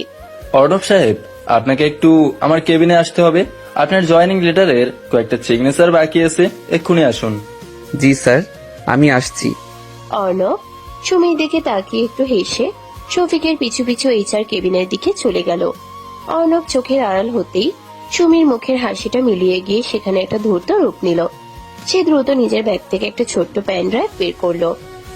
অর্ণবের ডেস্কটপটা আনলক করাই ছিল। সুমি প্যান ড্রাইভটা পিসিতে কানেক্ট করে কয়েকটা ফোল্ডার কপি করতে শুরু করলো। তানিয়া নিজের কেবিন থেকে সুমির এই সন্দেহজনক আচরণ দেখছিল, কিন্তু সে ভাবলো সুমি হয়তো অর্ণবের পিসিতে গান বা মুভি কপি করছে। তানিয়া বিরক্তি নিয়ে ল্যাপটপে চোখ ফেরালো। সে গুণা করেও বুঝতে পারলো না যে এই কয়েক মিনিটের মধ্যে কি ভয়ঙ্কর একটা ষড়যন্ত্রের জাল বোনা হয়ে গেল। 15 মিনিট পর অর্ণব ডেস্কে ফিরে আসতেই সুমি হাসি মুখে উঠে দাঁড়ালো। ভাইয়া, আমার তো ভার্সিটিতে ক্লাস আছে, আমি এখন যাই। তুমি কিন্তু অবশ্যই খাবারটা খাবে। বাই। সাবধানে যেও সুমি, আল্লাহ হাফেজ। দুপুর 2টো বেজে গেছে। তানিয়া লাঞ্চ শেষ করে একটা মিটিং এর জন্য প্রস্তুতি নিচ্ছিল। হঠাৎ পুরো ফ্লোর কাঁপিয়ে একটা রাগী কণ্ঠস্বর শোনা গেল। মিস্টার চৌধুরী হন হন করে করিডোর দিয়ে তানিয়ার কেবিনের দিকে আসছেন। তার পেছনে নাফিস, মুখে একটা বিজয়ী শয়তানি হাসি। মিস্টার চৌধুরী সজোরে তানিয়ার কেবিনের দরজা খুলে ভিতরে ঢুকলেন। তানিয়া, এসব কি হচ্ছে আমার কোম্পানিতে? তুমি কি আমাকে রাস্তায় বসানোর প্ল্যান করেছো? কি হয়েছে স্যার, আপনি এত রেগে আছেন কেন? রেগে থাকবো না। আমাদের ম্যাক্সিন কর্পোরেশনের যে প্রজেক্টটা আগামী সপ্তাহে লঞ্চ হওয়ার কথা ছিল, সেই প্রজেক্টের সমস্ত কম্প্রেশন ডেটা, কোটেশন আর ক্লায়েন্ট লিস্ট আমাদের লাইভার কোম্পানির কাছে লিক হয়ে গেছে। ওরা হুবহু আমাদের প্ল্যান কপি করে আজ সকালে টেন্ডার ড্রপ করেছে। তানিয়ার মাথার উপর যেন আকাশ ভেঙে পড়লো। সে চেয়ার থেকে ছিটকে উঠে দাঁড়ালো। তার হাত পা ঠান্ডা হয়ে আসছে। এটা অসম্ভব স্যার। ওই ফাইলের অ্যাক্সেস তো পুরো অফিসে শুধু আমার আর আপনার কাছে আছে। এটা কিভাবে লিক হলো? খুব সহজেই লিক হয়েছে মিস তানিয়া, আর সেটা আপনার নাকের নিচ দিয়েই হয়েছে। আপনি তো আবার ওভার কনফিডেন্ট, নিজের এমপ্লয়ীদের খুব বিশ্বাস করেন। আপনি কি বলতে চাইছেন নাফিস? আমি আমার কাজের ব্যাপারে প্রচন্ড স্ট্রিক্ট। ঠিক, তাহলে জাস্ট এই আইটি রিপোর্টটা দেখুন। নাফিস একটা প্রিন্ট করা কাগজ মিস্টার চৌধুরীর হাত থেকে নিয়ে তানিয়া টেবিলের উপর ছুঁড়ে মারলো। তানিয়া কাপা কাপা হাতে কাগজটা তুলে নিল। সেখানে স্পষ্ট লেখা আছে, আজ বেলা 11:20 অর্ণবের আইপি অ্যাড্রেস থেকে রাইভাল কোম্পানির ডিরেক্টরের ইমেইলে কনফিডেন্সিয়াল ফাইলটা সেন্ড করা হয়েছে। না, এটা হতে পারে না। অর্ণবের কাছে তো এই ফাইলের পাসওয়ার্ড নেই। পাসওয়ার্ড নেই, কিন্তু পাসওয়ার্ড চুরি করার সুযোগ তো ছিল। কাল যখন আমি কনফারেন্স রুমে এলাম, আপনি তো ভয়েই ল্যাপটপ আনলক রেখে ওয়াশরুমে দৌড়েছিলেন। আর আপনার সেই কিউট বডিগার্ড অর্ণব তখন কনফারেন্স রুমেই ছিল। সে আপনার আনলক করা ল্যাপটপ থেকে ফাইলটা নিজের পিসিতে নিয়ে নিয়েছে, আর আজ সকালে সেটা পাচার করে দিয়েছে। শফিক, ওই অর্ণব নামের ছেলেটাকে এক্ষুনি আমার এখানে নিয়ে আসো। শফিক দৌড়ে গিয়ে অর্ণবকে ডেকে আনলো। অর্ণব কেবিনের থমথমে পরিবেশ দেখে কিছুটা অবাক হলো, কিন্তু তার চেহারায় কোনো ভয় ছিল না। স্যার, আমাকে ডাকছিলেন? ইউর চিট, তুমি আমার কোম্পানির সবচেয়ে দামি প্রজেক্ট ওটা রাইভালদের কাছে বিক্রি করে দিয়েছো। তুমি জানো এর জন্য আমি তোমাকে সোজা জেলে পাঠাতে পারি। স্যার, আমি বুঝতে পারছি না আপনি কি বলছেন। আমি কেন প্রজেক্ট বিক্রি করব? ন্যাকামি করো না ছেলে। এই দেখো, তোমার আইপি অ্যাড্রেস থেকে ইমেলটা যাওয়ার আইটি লগ, প্রমাণ একদম চোখের সামনে। অর্ণব কাগজটা হাতে নিয়ে দেখলো। তার ভ্রু কুঁচকে গেল। সে বুঝতে পারলো এটা একটা বিশাল ষড়যন্ত্র, আর এই ষড়যন্ত্রের পেছনে কে আছে সেটাও তার বুঝতে বাকি রইল না। স্যার, এটা একটা ট্র্যাপ। বেলা 11টার দিকে শফিক স্যার আমাকে ওনার কেবিনে ডেকেছিলেন সাইন করার জন্য। আমি তো ডেস্কেই ছিলাম না। ডাহা মিথ্যা কথা। আমি ওকে আমার কেবিনে ডাকিনি। আমি তো তখন 12 তলায় এইচআর মিটিং এ ছিলাম। এই ছেলেটা বাঁচার জন্য এখন আমার নামে মিথ্যা বলছে। অর্ণব, তুমি আমাকে সত্যি কথাটা বলো, তুমি কি এই কাজটা করেছো? তানিয়ার গলাটা কাঁপছিল। তার চোখের দৃষ্টিতে একটা করুণ আকুতি। সে চাইছে অর্ণব যেন জোরালো ভাবে এটা অস্বীকার করে। সে চাইছে অর্ণব যেন প্রমাণ করে দেয় সে নির্দোষ। অর্ণব তানিয়ার চোখের দিকে তাকালো। সেই চোখে যে বিশ্বাস সে তৈরি করেছিল সেটা এখন টলায়মান। আপু, আপনি আমাকে বিশ্বাস করেন না? আমি আপনার সাথে এমন বেইমানি করতে পারি? বিশ্বাস? হা হা হা হা। তানিয়া, তুই এত বোকা কেন? এই দেখ, তোর এই সাধু বডিগার্ড কেন এই কাজটা করছে, তার আসল প্রমাণ। নাভিস তার পকেট থেকে কয়েকটা প্রিন্ট করা ছবি আর একটা হোয়াটসঅ্যাপ চ্যাটের স্ক্রিনশট বের করে তানিয়ার সামনে রাখলো। তানিয়া ছবিগুলোর দিকে তাকাতেই তার পুরো পৃথিবী যেন মুহূর্তের মধ্যে থেমে গেল। ছবিগুলোতে দেখা যাচ্ছে অর্ণব আর সুমি খুব ঘনিষ্ঠভাবে হাসি মুখে দাঁড়িয়ে আছে, যা আসলে সুমি এডিট করে বানিয়েছে। আর চ্যাটের স্ক্রিনশটটা অর্ণব আর সুমির কথোপকথন। সেখানে সুমির আইডি থেকে লেখা, ভাইয়া তানিয়া আপুর প্রজেক্টটা লিক করলে ওরা আমাকে 20 লাখ টাকা দেবে বলেছে, আমরা ওই টাকা দিয়ে দেশের বাইরে চলে যাব। আর অর্ণবের আইডি থেকে রিপ্লাই দেওয়া, চিন্তা করো না সুমি, তানিয়া একটা ইমোশনাল ফুল, আমি ওকে ইমপ্রেস করার নাটক করছি। ওর আনলক করা ল্যাপটপ থেকে কালামি ফাইলটা নিয়ে নিয়েছি, আজ সকালেই সেন্ড করে দেব। তানিয়ার ওই অহংকার আমি ধুলোয় মিশিয়ে দেব। এসব এসব কি? তানিয়ার হাত থেকে কাগজগুলো মাটিতে খসে পড়লো। তার শ্বাস নিতেও প্রচন্ড কষ্ট হচ্ছে। 5 বছর আগের সেই দিনের কথা তার চোখের সামনে ভাসতে শুরু করলো, যেদিন নাফিস ঠিক এভাবেই তাকে ধোকা দিয়ে অন্য এক মেয়ের সাথে তাকে হাসতে হাসতে অপমান করেছিল। তানিয়ার পুরো শরীর থরথর করে কাঁপছে, তার চোখের জল সব বাদ ভেঙে গড়িয়ে পড়ছে। দেখলি তো তানিয়া, তুই যাকে নিজের ঢাল ভেবেছিলি সে আসলেই তোর পিঠে ছুরি মারার জন্য সুযোগ খুঁজছিল। এই সুমি নামে তোর কাজিনটার সাথে মিলে ও তোর ক্যারিয়ার আর বিশ্বাস দুটোই শেষ করে দিল। আপু এগুলো সব মিথ্যা। আমি সুমির সাথে কোনো চ্যাট করিনি, এটা নাফিসের সাজানো নাটক। ও আমাকে আর আপনাকে আলাদা করতে চাইছে। অর্ণব এগিয়ে গিয়ে তানিয়ার হাত ধরার চেষ্টা করলো, কিন্তু তানিয়া ছিটকে পিছিয়ে গেল। তানিয়ার চোখ দুটো রাগে, ক্ষোভে আর অপমানে লাল হয়ে গেছে। ডোন্ট টাচ মি অর্ণব, একদম আমাকে ছোঁয়ার চেষ্টা করবে না। আপু প্লিজ আমার কথাটা একবার শুনুন। আজ সকালে সুমি আমার ডেস্কে এসেছিল, ও আমার ল্যাপটপে কিছু একটা করেছে, আমি কিচ্ছু জানি না আপু। চুপ করো তুমি, আর কত মিথ্যা বলবে? সুমি আমার নিজের খালাতো বোন, ও কেন আমার ক্যারিয়ার ধ্বংস করতে যাবে? আর ও যদি এই কাজ করেই থাকে তবে সেটা তোমার বুদ্ধিতেই করেছে, তুমি ওকে টাকার লোভ দেখিয়েছো। আপু আমি তোমাকে চুপ করতে বলেছি অর্ণব। তানিয়ার চিৎকার পুরো ফ্লোরে প্রতিধ্বনিত হলো। সে ধীর পায়ে অর্ণবের দিকে এগিয়ে গেল, তার চোখের দৃষ্টিতে এখন শুধু ঘৃণা আর চরম অবিশ্বাস। আমি ভেবেছিলাম অন্ধকারে তুমি আমার আলো, আমি ভেবেছিলাম তুমি ওদের মতো নও, কিন্তু তুমি তো অন্ধকারের চেয়েও বড় ভয়ঙ্কর। তুমি আমার বিশ্বাস নিয়ে খেলেছো অর্ণব, তুমি আমার ট্রমাটা জেনেও ঠিক সেই জায়গাতেই আঘাত করলে। তানিয়া আপু আমি সত্যিই নির্দোষ। Shot up. তানিয়া তার ডান হাত তুলে সর্বশক্তি দিয়ে অর্ণবের গালে একটা চড় বসিয়ে দিল। চড়ের শব্দে পুরো কেবিনে পিনপতন নীরবতা নেমে এলো। মিস্টার চৌধুরী অবাক হয়ে তাকিয়ে আছেন। নাফিসের ঠোঁটের কোণে একটা তৃপ্তির আর শয়তানি হাসি। অর্ণবের মাথাটা চড়ের আঘাতে একপাশে ঘুরে গেছে। তার ফর্সা গালে তানিয়ার আঙ্গুলের দাগগুলো লাল হয়ে ফুটে উঠেছে। অর্ণব সাথে সাথে কোনো রিয়াক্ট করলো না। সে খুব ধীরে ধীরে মাথা সোজা করলো। তার চোখের কোণে জল টলমল করছে, কিন্তু সে এক ফোঁটাও নিচে পড়তে দিল না। অর্ণব বুঝতে পারছে সে যদি এখন সুমির দোষ প্রমাণ করতে চায় তবে তানিয়ার পুরো পরিবারের সম্মান নষ্ট হবে। সুমি তানিয়ার আপন খালাতো বোন। সুমিকে চোর বা ষড়যন্ত্রকারী হিসেবে প্রমাণ করলে তানিয়ার মা রেহানা বেগম হার্ট অ্যাটাক করতে পারেন। আর সবচেয়ে বড় কথা, তানিয়ার আনলক করা ল্যাপটপ থেকে ডেটা চুরি হয়েছে। এটা প্রমাণ হলে মিস্টার চৌধুরী তানিয়াকেও চাকরিচ্যুত করবেন এবং তার ক্যারিয়ার চিরতরে ধ্বংস হয়ে যাবে। নাফিস ঠিক এটাই চেয়েছিল। সে এমন একটা চাল ছেলেছে যেখানে অর্ণব সত্যি কথা বললেও তানিয়ার ক্ষতি, আর মিথ্যা মেনে নিলেও তানিয়ার ক্ষতি। অর্ণব তানিয়ার চোখের ওই তীব্র যন্ত্রণা আর কান্নার দিকে তাকালো। তানিয়া এখন মানসিকভাবে পুরোপুরি বিধ্বস্ত। অর্ণব সিদ্ধান্ত নিয়ে ফেলল, সে নিজের ক্যারিয়ার, নিজের সম্মান সবকিছু বিসর্জন দেবে, কিন্তু তানিয়ার আর কোনো ক্ষতি হতে দেবে না। আপনার হাতটা খুব কাঁপছে আপু, এত জোরে মারলেন, ব্যথা তো আপনার হাতেই বেশি লেগেছে। তুমি একটা প্রতারক অর্ণব, তুমি আমার জীবন থেকে চিরতরে বেরিয়ে যাও।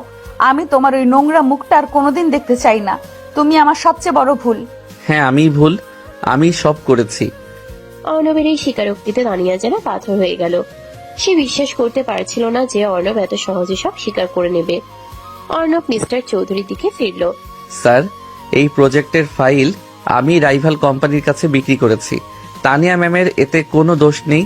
উনি ল্যাপটপ আনলক রেখেছিলেন আর আমি সেই সুযোগটা কাজে লাগিয়েছি। আপনি চাইলে আমাকে পুলিশের হাতে তুলে দিতে পারেন। অতিতাক্য ছেলে, আমি আজকে তোমাকে পুলিশের হাতে তুলে দিতাম, কিন্তু তানিয়ার রেপুটেশনের কথা ভেবে আমি সেটা করছি না।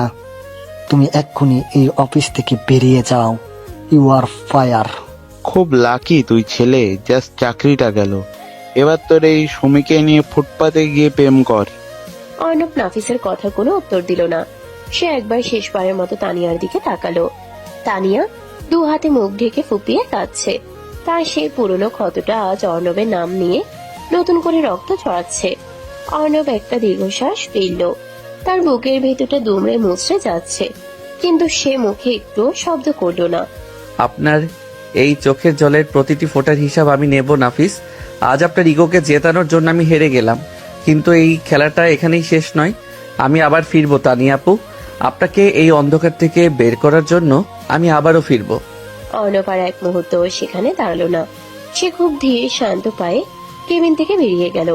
করিডোর দিয়ে হেঁটে যাওয়ার সময় অফিসের অন্য কলিগরা তাকে ফিসফিস করে গালি দিচ্ছিল, কিন্তু অর্ণবের সেদিকে কোনো ভ্রুক্ষেপ নেই। সে শুধু তার ভালোবাসার মানুষের সম্মানের ভারটা নিজের কাঁধে তুলে নিয়ে নীরবে অফিস থেকে বেরিয়ে গেল। তানিয়ার কেবিনের কাছের দরজার বাইরে অর্ণবের ছায়াটা মিলিয়ে যেতে তানিয়া আর নিজেকে ধরে রাখতে পারল না। সে ফ্লোরে বসে পড়ে হাঁটুতে মুখ গুজে ঢুকলে কেঁদে উঠল। তার মনে হতে লাগলো পৃথিবীর সব পুরুষই স্বার্থপর। সে আবার সে অন্ধকারে অতুল গহ্বরে তলিয়ে যাচ্ছে, যেখান থেকে অর্ণব তাকে আলোর স্বপ্ন দেখিয়েছিল। আর নাফিস সে কান্না দেখে একটা পৈশাচিক আনন্দ নিয়ে পকেটে হাত দিয়ে দাঁড়িয়ে রইল। অর্ণব অফিস থেকে অপমানিত হয়ে বেরিয়ে যাওয়ার পর কেটে গেছে পুরো 3টে দিন। ঢাকার আকাশ আজ সকাল থেকেই মেঘলা। টিপ টিপ করে বৃষ্টি পড়ছে। মতিঝিলের সেই নামকরা অ্যাডভার্টাইজিং এজেন্সির 14 তলায় তানিয়ার কেবিনটা আজ এক যেন বিদ্যুপুরী। তানিয়া নিজের চেয়ারে মাথা এড়িয়ে দিয়ে শূন্য দৃষ্টিতে কাচের দেওয়াল ভেদ করে বাইরের কিউবিকলটার দিকে তাকিয়ে আছে। যে ডেস্কটায় অর্ণব বসতো সেটা আজ একদম ফাঁকা। অর্ণব নেই, কিন্তু তার রেখে যাওয়া সেই শান্ত চোখের চাহনি আর শেষ কথাটা তানিয়ার মাথার ভেতর অনবরত প্রতিধ্বনিত হচ্ছে। হ্যাঁ, আমি ভুল, আমি সব করেছি। তানিয়ার বুকের ভেতরটা এমন ভাবে দুমড়ে মুচড়ে যাচ্ছে যেন কেউ তাকে জীবন্ত কবর দিয়ে রেখেছে। তার অহংকার আজ তাকে একা করে দিয়েছে। হঠাৎ কেবিনের দরজা সজোরে ধাক্কা দিয়ে খুলে গেল। নাদিয়া ভেতরে ঢুকলো। তার পেছনে অর্ণবের বন্ধু ফাহিম। ফাহিমের হাতে একটা ল্যাপটপ। তানিয়া, তোর এই ইগো চশমাটা আজ আমি চিরতরের জন্য ভেঙে টুকরো টুকরো করে দিব। তুই নিজেকে খুব বুদ্ধিমতী ভাবিস না? আজ দেখ তুই কতটা বোকা। নাদিয়া প্লিজ, আমার এখন কোনো কথা শোনার মতো মানসিক অবস্থা নেই। আমাকে একটু একা থাকতে দে। একা তো তুই হয়ে গেছিস তানিয়া। যে ছেলে নিজের সব সম্মান, নিজের ক্যারিয়ার তোর জন্য বলিদান দিল, তুই তাকে একটা মিথ্যা প্রমাণের উপর ভিত্তি করে চর মেরে তাড়িয়ে দিলি।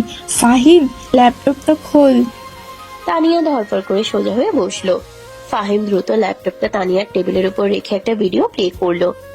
তানিয়া আপু, আমি অর্ণবের বন্ধু হলেও আমি একজন প্রফেশনাল এথিক্যাল হ্যাকারও। আপনি জাস্ট এই সিসিটিভি ফুটেজটা দেখুন। এটা আপনার কেবিনের বাইরের করিডোরের হিডেন ক্যামেরার ফুটেজ। তানিয়া কাঁপা কাঁপা চোখে স্ক্রিনের দিকে তাকালো। ভিডিওতে স্পষ্ট দেখা যাচ্ছে শফিক এসে অর্ণবকে ডেকে নিয়ে গেল। আর অর্ণব যাওয়ার ঠিক কয়েক সেকেন্ডের মধ্যেই সুমি তার ব্যাগ থেকে একটা পেন ড্রাইভ বের করে অর্ণবের পিসিতে ঢুকালো এবং দ্রুত কিছু ফাইল কপি করে নিল।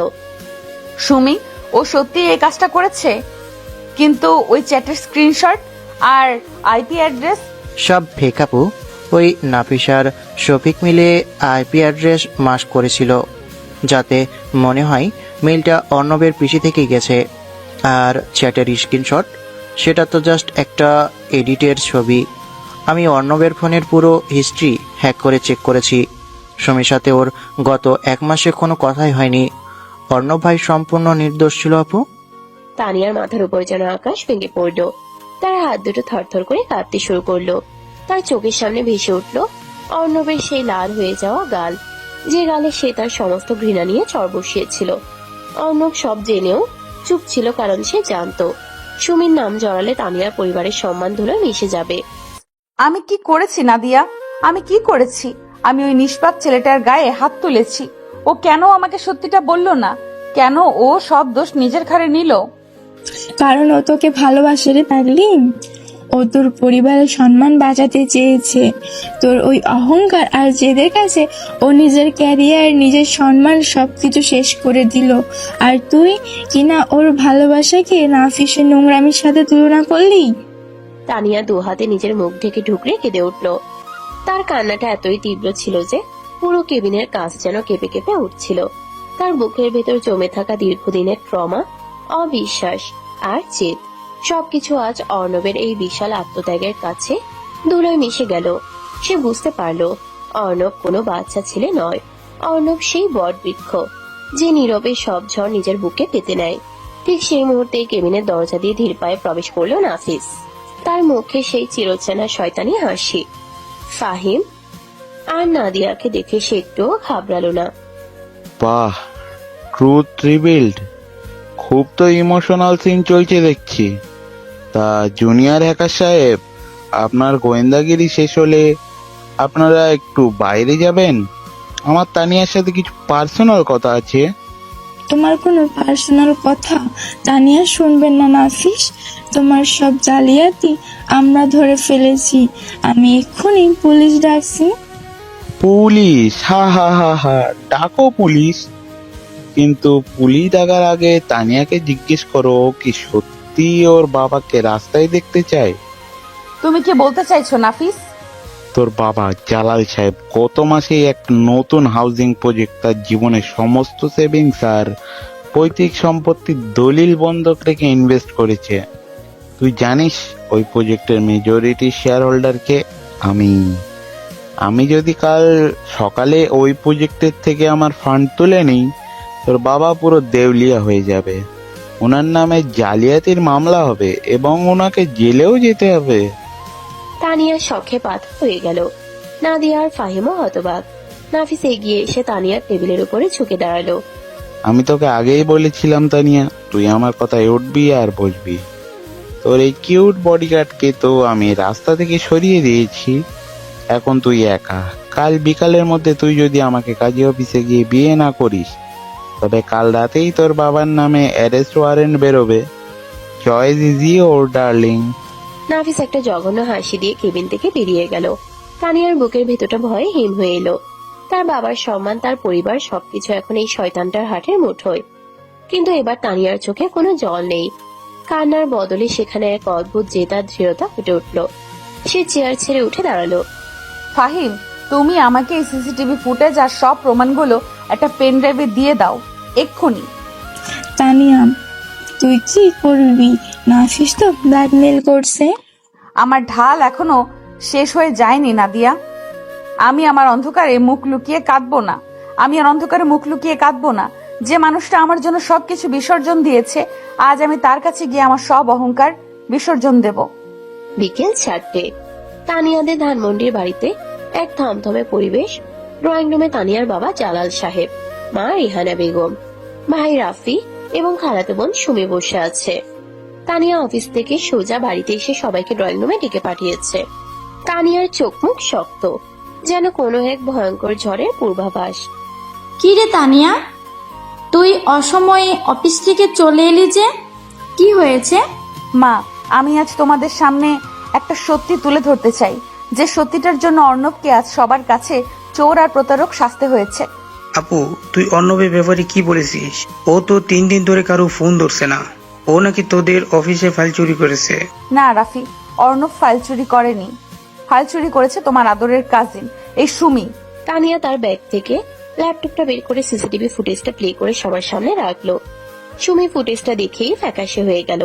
সে কাঁপতে কাঁপতে পেছনের দিকে সরে যেতে চাইল। জালাল সাহেব আর রেহানা বেগম নিজেদের চোখকে বিশ্বাস করতে পারলেন না। সুমি, তুই এই কাজ করছিস? খালু,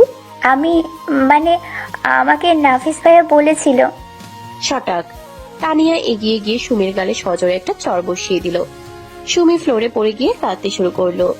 তুই টাকার লোভে আমার ক্যারিয়ার ধ্বংস করতে গেলি সুমি। আর ওই নির্দোষ ছেলেটা অর্ণব তোকে বাঁচানোর জন্য, আমাদের পরিবারের সম্মান বাঁচানোর জন্য সব দোষ নিজের ঘাড়ে নিয়ে নিল। আর আমি ওই ছেলেটাকে অপমান করে তাড়িয়ে দিলাম। বুকে হাত দিয়ে বসে পড়লো। আমার বন্ধু আনোয়ারের ছেলের এত বড় অপমান। আমরা ওকে কত ভুল বুঝছি। রেহেনা, আমি আজই আনোয়ারের কাছে গিয়ে ক্ষমা চাইবো। না বাবা, ক্ষমা তুমি চাইবে না। যে ভুল আমি করেছি তার প্রায়শ্চিত্ত আমাকেই করতে হবে। নাফিস তোমাকে ব্ল্যাকমেল করছে বাবা, কিন্তু আমি থাকতে নাফিস তোমার একটা চুলও বাঁকা করতে পারবে না। আমি আসছি। তানিয়া আর এক মুহূর্তও দাঁড়ালো না। সে ড্রয়িং রুম থেকে বেরিয়ে সোজা নিজের গাড়ির দিকে ছুটে গেল। তার গন্তব্য এখন একটাই, অর্ণব। সন্ধ্যা 6টা।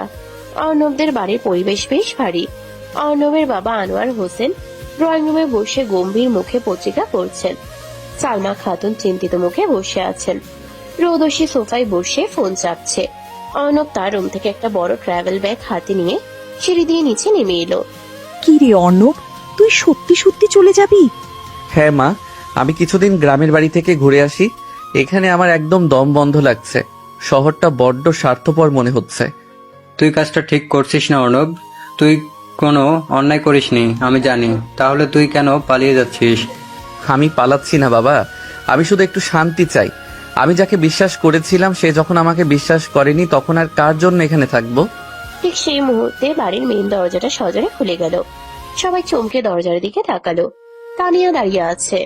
তার চুলগুলো এলোমেলো, শাড়ির আঁচল ফ্লোরে লুটোচ্ছে, আর চোখে অঝোর ধারায় জল ঝরছে। কিন্তু তার সেই চিরচেনা ইগো বা অহংকারের লেশমাত্র আজ তার চেহারায় নেই। সে আজ শুধু একটা সাধারণ মেয়ে, যে তার ভালোবাসাকে হারাতে চায় না। তানিয়া ধীর পায়ে ড্রয়িং রুমে প্রবেশ করলো। অর্ণব তানিয়াকে দেখে থমকে গেল। তার হাতের ব্যাগটা ফ্লোরে পড়ে গেল। আপু, আপনি এখানে? কোথাও যেতে পারবে না তুমি অর্ণব। আমাকে ছেড়ে তুমি কোথাও যেতে পারবে না। তানিয়া সোজা হেঁটে গিয়ে অর্ণবের ঠিক সামনে দাঁড়ালো। সালমা খাতুন আর আনোয়ার হোসেন হতবাক হয়ে তাকিয়ে আছেন। রোদসী উঠে দাঁড়িয়েছে। তানিয়া আর কিছু না ভেবে সবার সামনে ধপ করে অর্ণবের পায়ের কাছে হাঁটু গেড়ে ফ্লোরে বসে পড়লো। আপু, এ কি করছেন আপনি? উঠুন, আঙ্কেল আন্টি দেখছেন, উঠুন প্লিজ। অর্ণব ব্যস্ত হয়ে তানিয়ার দুই কাঁধ ধরে তাকে ওঠানোর চেষ্টা করলো, কিন্তু তানিয়া শক্ত হয়ে ফ্লোরে বসে রইল। সে অর্ণবের হাত দুটো নিজের হাতের মুঠোয় শক্ত করে চেপে ধরে ফুপিয়ে কাঁদতে শুরু করলো। আমাকে ক্ষমা করে দাও অর্ণব, প্লিজ আমাকে ক্ষমা করে দাও। আমি একটা অন্ধ অহংকারী আর বোকা মেয়ে। আমি তোমার চোখের ভাষা বুঝতে পারিনি। তুমি আমার পরিবারের সম্মান বাঁচাতে নিজের ক্যারিয়ার শেষ করে দিলে, আর আমি তোমাকে চড় মারলাম। আমার হাতটা কেন তখন অবশ্যই গেল না অর্ণব? আপু, আমি সব ভুলে গেছি। আপনি প্লিজ এভাবে ফ্লোরে বসে থাকবেন না, আমার খুব কষ্ট হচ্ছে। আপনি তো আমার মহারানী, আপনার জায়গা ফ্লোরে না। আমি কোনো মহারানী নই অর্ণব। আমার সব অহংকার আজ তোমার ভালোবাসার কাছে হেরে গেছে। আমি নাদিয়া আর ফাহিমের কাছ থেকে সব সত্যি জেনেছি। সুমির কীর্তি, তোমার আত্মত্যাগ, সবকিছু। কেন করলে তুমি এমন? কেন আমাকে এত ভালোবাসলে তুমি?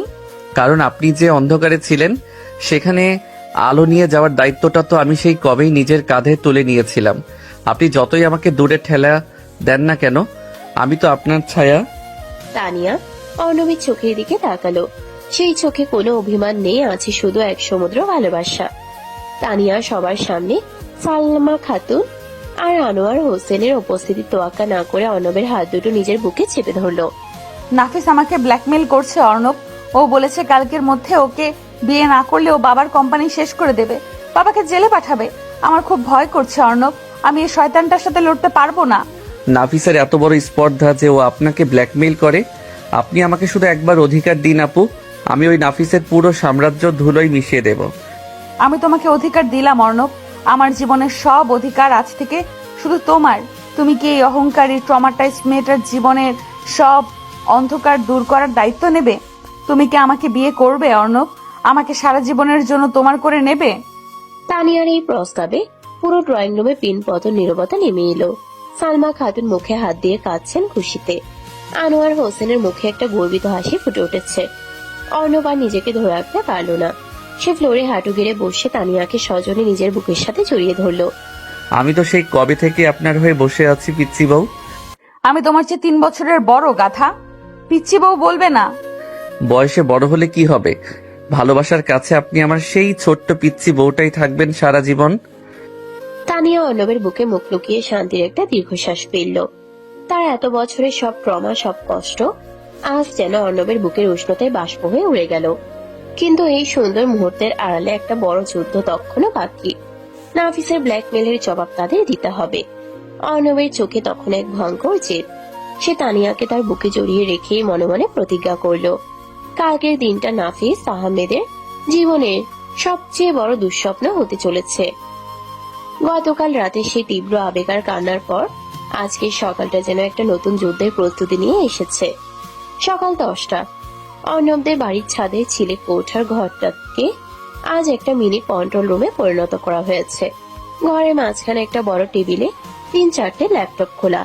ফাহিম খুব দ্রুত কিবোর্ডে আঙ্গুল চালাচ্ছে।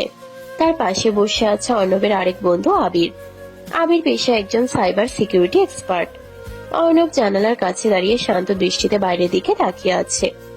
তার চোখে কোনো ঘুম নেই, আছে শুধু এক ভয়ঙ্কর জেদ। ঠিক তখনই রাফি আর তার আড্ডাবাজ বন্ধু আনিস ঘরে ঢুকলো। আনিসের হাতে অনেকগুলো কফির মগ। দোস্ত, এই নে তোদের কফি।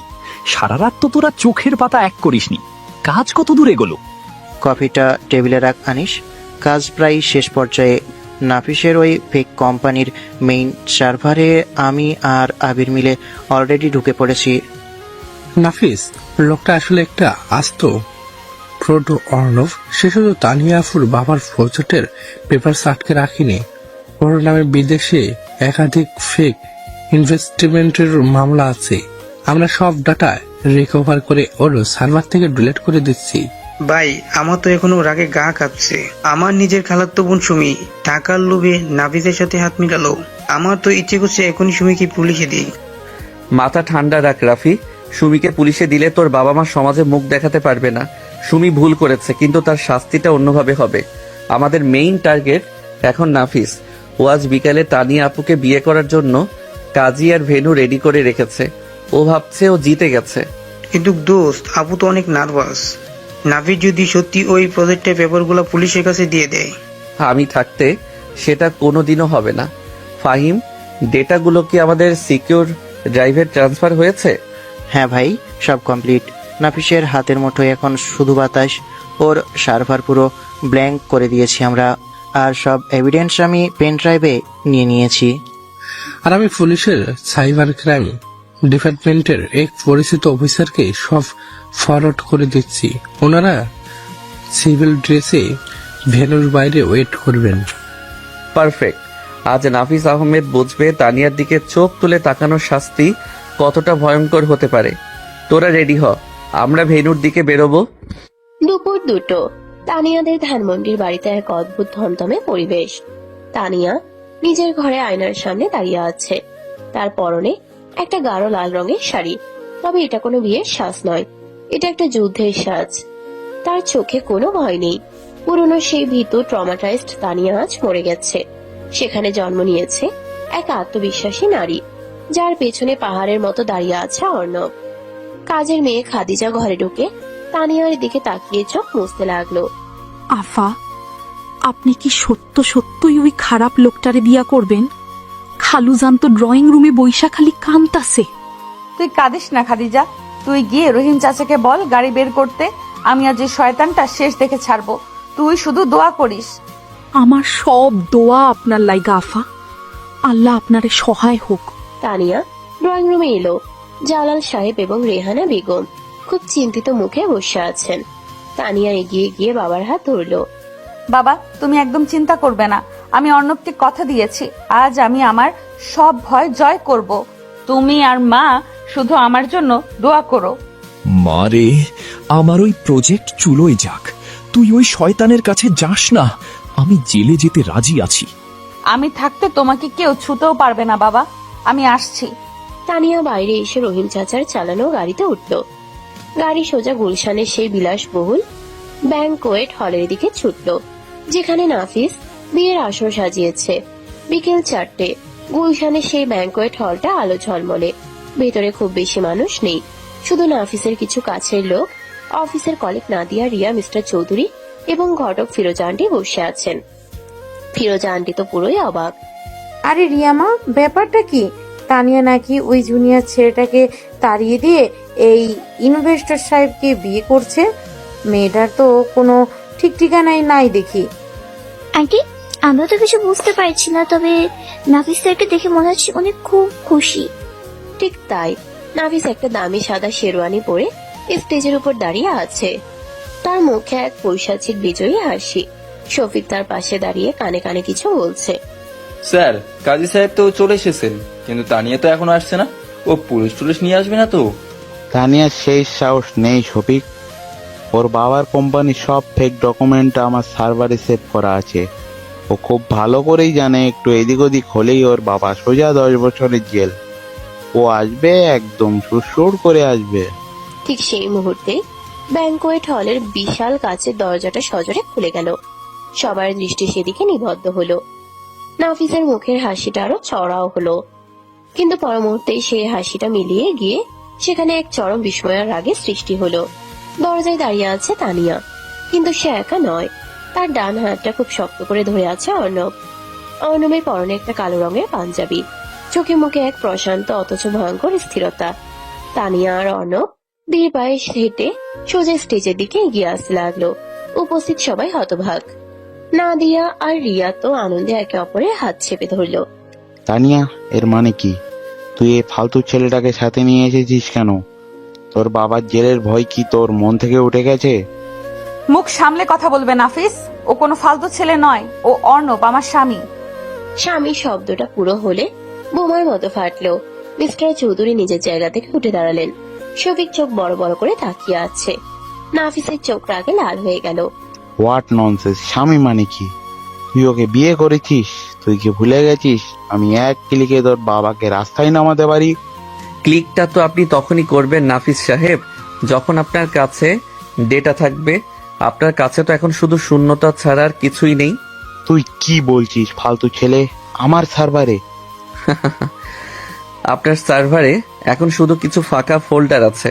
আর হ্যাঁ, হয়তো কয়েকটা ভাইরাসের ফাইল থাকতে পারে যা আমার বন্ধু ফাহিম আর আবির গিফট হিসেবে রেখে এসেছে। আপনি চাইলে আপনার ল্যাপটপটা চেক করে দেখতে পারেন।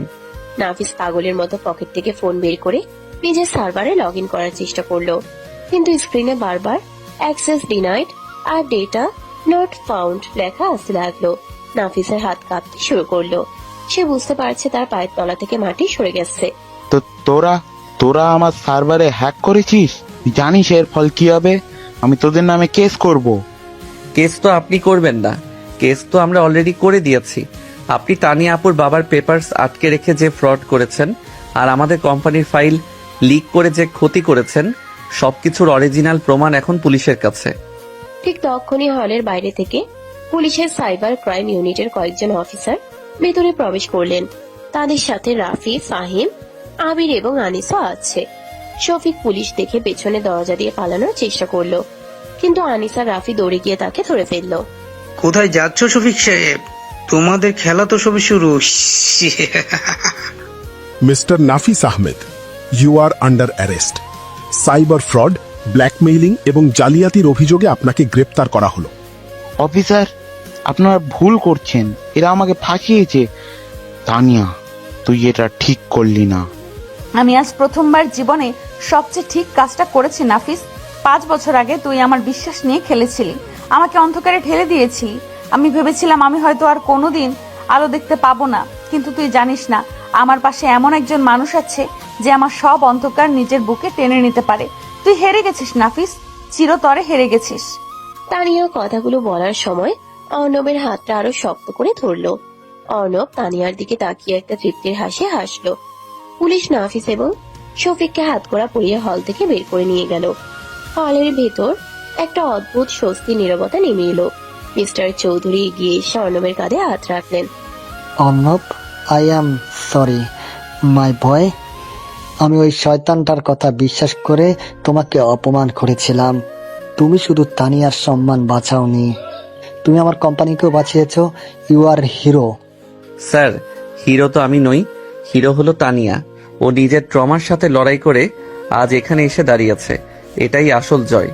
তানিয়া আর নিজের চোখের জল আটকে রাখতে পারল না। সে সবার সামনে সমস্ত সংকোচ আর অহংকার ভুলে অর্ণবকে সজোরে জড়িয়ে ধরলো। আমি তোমাকে অনেক কষ্ট দিয়েছি অর্ণব, আমি একটা বোকা মেয়ে, তুমি আমাকে ক্ষমা করে দাও। আরে আপু, আপনি কাঁদছেন কেন? মহারানীরা কি কখনো সবার সামনে কাঁদে? চোখ মুছুন, সবাই দেখছে তো। ঠিক তখনই সদর দরজায় জালাল সাহেব, রেহানা বেগম, আনোয়ার হোসেন এবং সালমা খাতুন এসে পৌঁছালেন। তাদের সাথে সুমিও আছে। সুমি মাথা নিচু করে কাঁদছে। তানিয়া আপু, অর্ণব ভাইয়া, আমাকে মাফ করে দাও। আমি নাসিব ভাইয়ের কথায় টাকার লোভে অন্ধ হয়ে গিয়েছিলাম। আমি তোমাদের অনেক বড় ক্ষতি করতে চেয়েছিলাম। তুই আমার ক্ষতি করতে গিয়ে আমাকে আমার জীবনের সবচেয়ে বড় সত্যিটার সাথে পরিচয় করিয়ে দিয়েছিস সুমি। আমি তোকে মাফ করে দিয়েছি, কিন্তু তুই আর কোনোদিন অর্ণবের দিকে চোখ তুলে তাকাবি না। তানিয়ার এই কথায় সবাই হেসে উঠল। জালাল সাহেব এবং আনোয়ার হোসেন এগিয়ে এসে অর্ণব আর তানিয়ার মাথায় হাত রেখে দোয়া করলেন। আমার ছেলেটা আজ প্রমাণ করে দিয়েছে ভালোবাসার বয়সে প্রেমে বাধা থাকে না। ও ওর দায়িত্ব পালন করেছে। অর্ণব, তুমি আমার মেয়েটাকে নতুন জীবন দিয়েছ। আমি তোমাদের এই বিয়ে মন থেকে মেনে নিলাম। আহারে, আমি তো ভাবছিলাম তানিয়া মা আমার আজীবন আইবুড়া থাকবে। তা অর্ণব বাবা, তুমি যে বয়সে এত ছোট, তুমি কি এই রাগী মেয়েটাকে সারা জীবন সামলাতে পারবে? আন্টি, অর্ণব আমার চেয়ে বয়সে 3 বছরের ছোট হতে পারে, কিন্তু মানসিকতায়, ভালোবাসায় এবং ভরসায় ও আমার চেয়ে অনেক বড়। ওর মতো একটা বিশাল মনের মানুষের পাশে আমি সারা জীবন একটা ছোট্ট বাচ্চা হয়ে থাকতে চাই। তানিয়ার এই প্রকাশ্য ঘোষণায় অর্ণবের বুকের ভেতরটা এক অদ্ভুত আনন্দে ভরে উঠল। তার এতদিনের নীরব ভালোবাসা, এতদিনের অপমান সহ্য করা, সবকিছু আজ সার্থক মনে হলো। বন্ধুরা সবাই মিলে করতালি দিয়ে উঠল। ব্যাংকোয়েট হলের সেই বিষাক্ত পরিবেশটা মুহূর্তের মধ্যে এক সুন্দর পবিত্র ভালোবাসার উৎসবে পরিণত হলো। রাত 11টা। ধানমন্ডির বাড়িতে তানিয়ার নিজের ঘরটা আজ খুব সুন্দর করে গাঁদা আর গোলাপ ফুল দিয়ে সাজানো হয়েছে। রোদসী আর নাদিয়া মিলে ঘরটা সাজিয়েছে। ঘরের ভেতর একটা মিষ্টি পারফিউমের সুবাস। তানিয়া সেই লাল শাড়িটা পরেই খাটের এক কোণে বসে আছে। তার বুকের ভেতরটা আজ কোনো অজানা ভয় নয়, বরং এক অদ্ভুত লজ্জায় আর উত্তেজনায় ধরফর করছে। এতগুলো বছর পর আর সে সত্যি সত্যি নিজেকে কারোর কাছে সম্পূর্ণরূপে সঁপে দিতে প্রস্তুত। ঘরের দরজা খোলার হালকা শব্দ হলো। অর্ণব ধীর পায়ে ঘরে ঢুকলো। তার মুখে সেই চিরচেনা লাজুকার মিষ্টি হাসি। সে দরজাটা লক করে দিয়ে তানিয়ার সামনে এসে দাঁড়ালো। পুরো ঘরে এক গভীর সুন্দর নীরবতা। মহারানীর কি খুব নার্ভাস লাগছে? একটু একটু। আমি তো কখনো ভাবিনি আমার জীবনে আবার এমন কোনো রাত আসবে। তুমি না থাকলে আমি হয়তো আজ। অর্ণব খুব আলতো করে তার ডান হাতের আঙ্গুলটা তানিয়ার ঠোঁটের উপর রাখলো। তানিয়া চোখ বন্ধ করে ফেললো। অর্ণবের হাতের স্পর্শে তার সারা শরীরে একটা বিদ্যুৎ খেলে গেল। আজ কোনো পুরনো কথা নয়, আজ কোনো অন্ধকারের কথা নয়। আজ থেকে আপনার জীবনের ডিকশনারিতে কোনো ট্রমা, কোনো কষ্ট থাকবে না। আজ থেকে আপনি শুধু আমার তানিয়া। অর্ণব খাটে তানিয়ার পাশে বসলো। সে খুব যত্নের সাথে তানিয়ার হাত দুটো নিজের হাতের মুঠোয় নিল। তানিয়া চোখ খুলে অর্ণবের দিকে তাকালো। সেই চোখে আজ কোনো ইগোর দেয়াল নেই, কোনো অহংকারের পর্দা নেই, আছে শুধু নিঃশর্ত সমর্পণ। তুমি এত ভালো কেন অর্ণব? তুমি কিভাবে আমার সব রূঢ় কথা, সব অপমান এত সহজে ভুলে গেলে? আমি তো তোমাকে সেদিন সবার সামনে চড় মেরেছিলাম। তোমার কি একটুও রাগ হয়নি? রাগ তো হয়েছিলই, কিন্তু আপনার ওই চরের চেয়ে আপনার চোখের জলের দাম আমার কাছে অনেক বেশি ছিল। আমি তো আপনাকে সেই ছোটবেলা থেকে দেখছি, যখন আপনি লাল ফিতা দিয়ে চুল বাঁধতেন, তখন থেকেই তো আমি আপনার প্রেমে পাগল। আপনি তো আমার কাছে কোনো সাধারণ মেয়ে নন, আপনি আমার পুরো পৃথিবী। আমি তোমাকে অনেক ভালোবাসি অর্ণব, অনেক বেশি ভালোবাসি। তুমি আমাকে কখনো একা ফেলে যাবে না তো? একা ফেলে যাওয়ার জন্য তো এত যুদ্ধ করিনি পিচ্ছি বউ। আমি তো এসেছি সারা জীবন ছায়ার মতো আপনার পাশে লেপ্টে থাকার জন্য। তানিয়া আর কোনো কথা না বলে অর্ণবের বুকে মাথা রাখলো। অর্ণব খুব আদরের সাথে তানিয়ার চুলে বিলি কাটতে শুরু করলো। তানিয়া 2 হাত দিয়ে অর্ণবকে শক্ত করে জড়িয়ে ধরলো। তার মনে হতে লাগলো পৃথিবীর সবচেয়ে নিরাপদ জায়গা হলো এই মানুষটার বুক। বাইরের আকাশে তখন পূর্ণিমার চাঁদ জ্বলজ্বল করছে। চাঁদের সেই স্নিগ্ধ আলো জানালার কাঁচ ভেদ করে ঘরের ভেতর এসে পড়েছে। সে আলোর মতোই তানিয়ার জীবনের সব অন্ধকার আজ চিরতরে দূর হয়ে গেছে। অর্ণব তানিয়ার কপালে একটা দীর্ঘ পবিত্র চুমু খেলো। তানিয়া লজ্জায় চোখ বন্ধ করে অর্ণবের বুকে আরো বেশি করে মিশে গেল। দীর্ঘদিনের একটা নীরব ভালোবাসা, অনেক ভুল বোঝাবুঝি, কষ্ট আর ত্যাগের পর আজ তার সঠিক গন্তব্য খুঁজে পেয়েছে। অহংকারের দেয়াল ভেঙে অতীতের সব ক্ষত মুছে দিয়ে একটি সুন্দর, স্নিগ্ধ আর বিশ্বাসে ভরপুর দাম্পত্য জীবনের সূচনা হলো। প্রেম যখন সত্যি হয় তখন তা বয়স, ইগো বা অতীতের কোনো বাধাকেই মানে না। অর্ণব আর তানিয়ার এই নতুন জীবনের গল্পটি তারই এক জীবন্ত প্রমাণ হয়ে রইল। সত্য।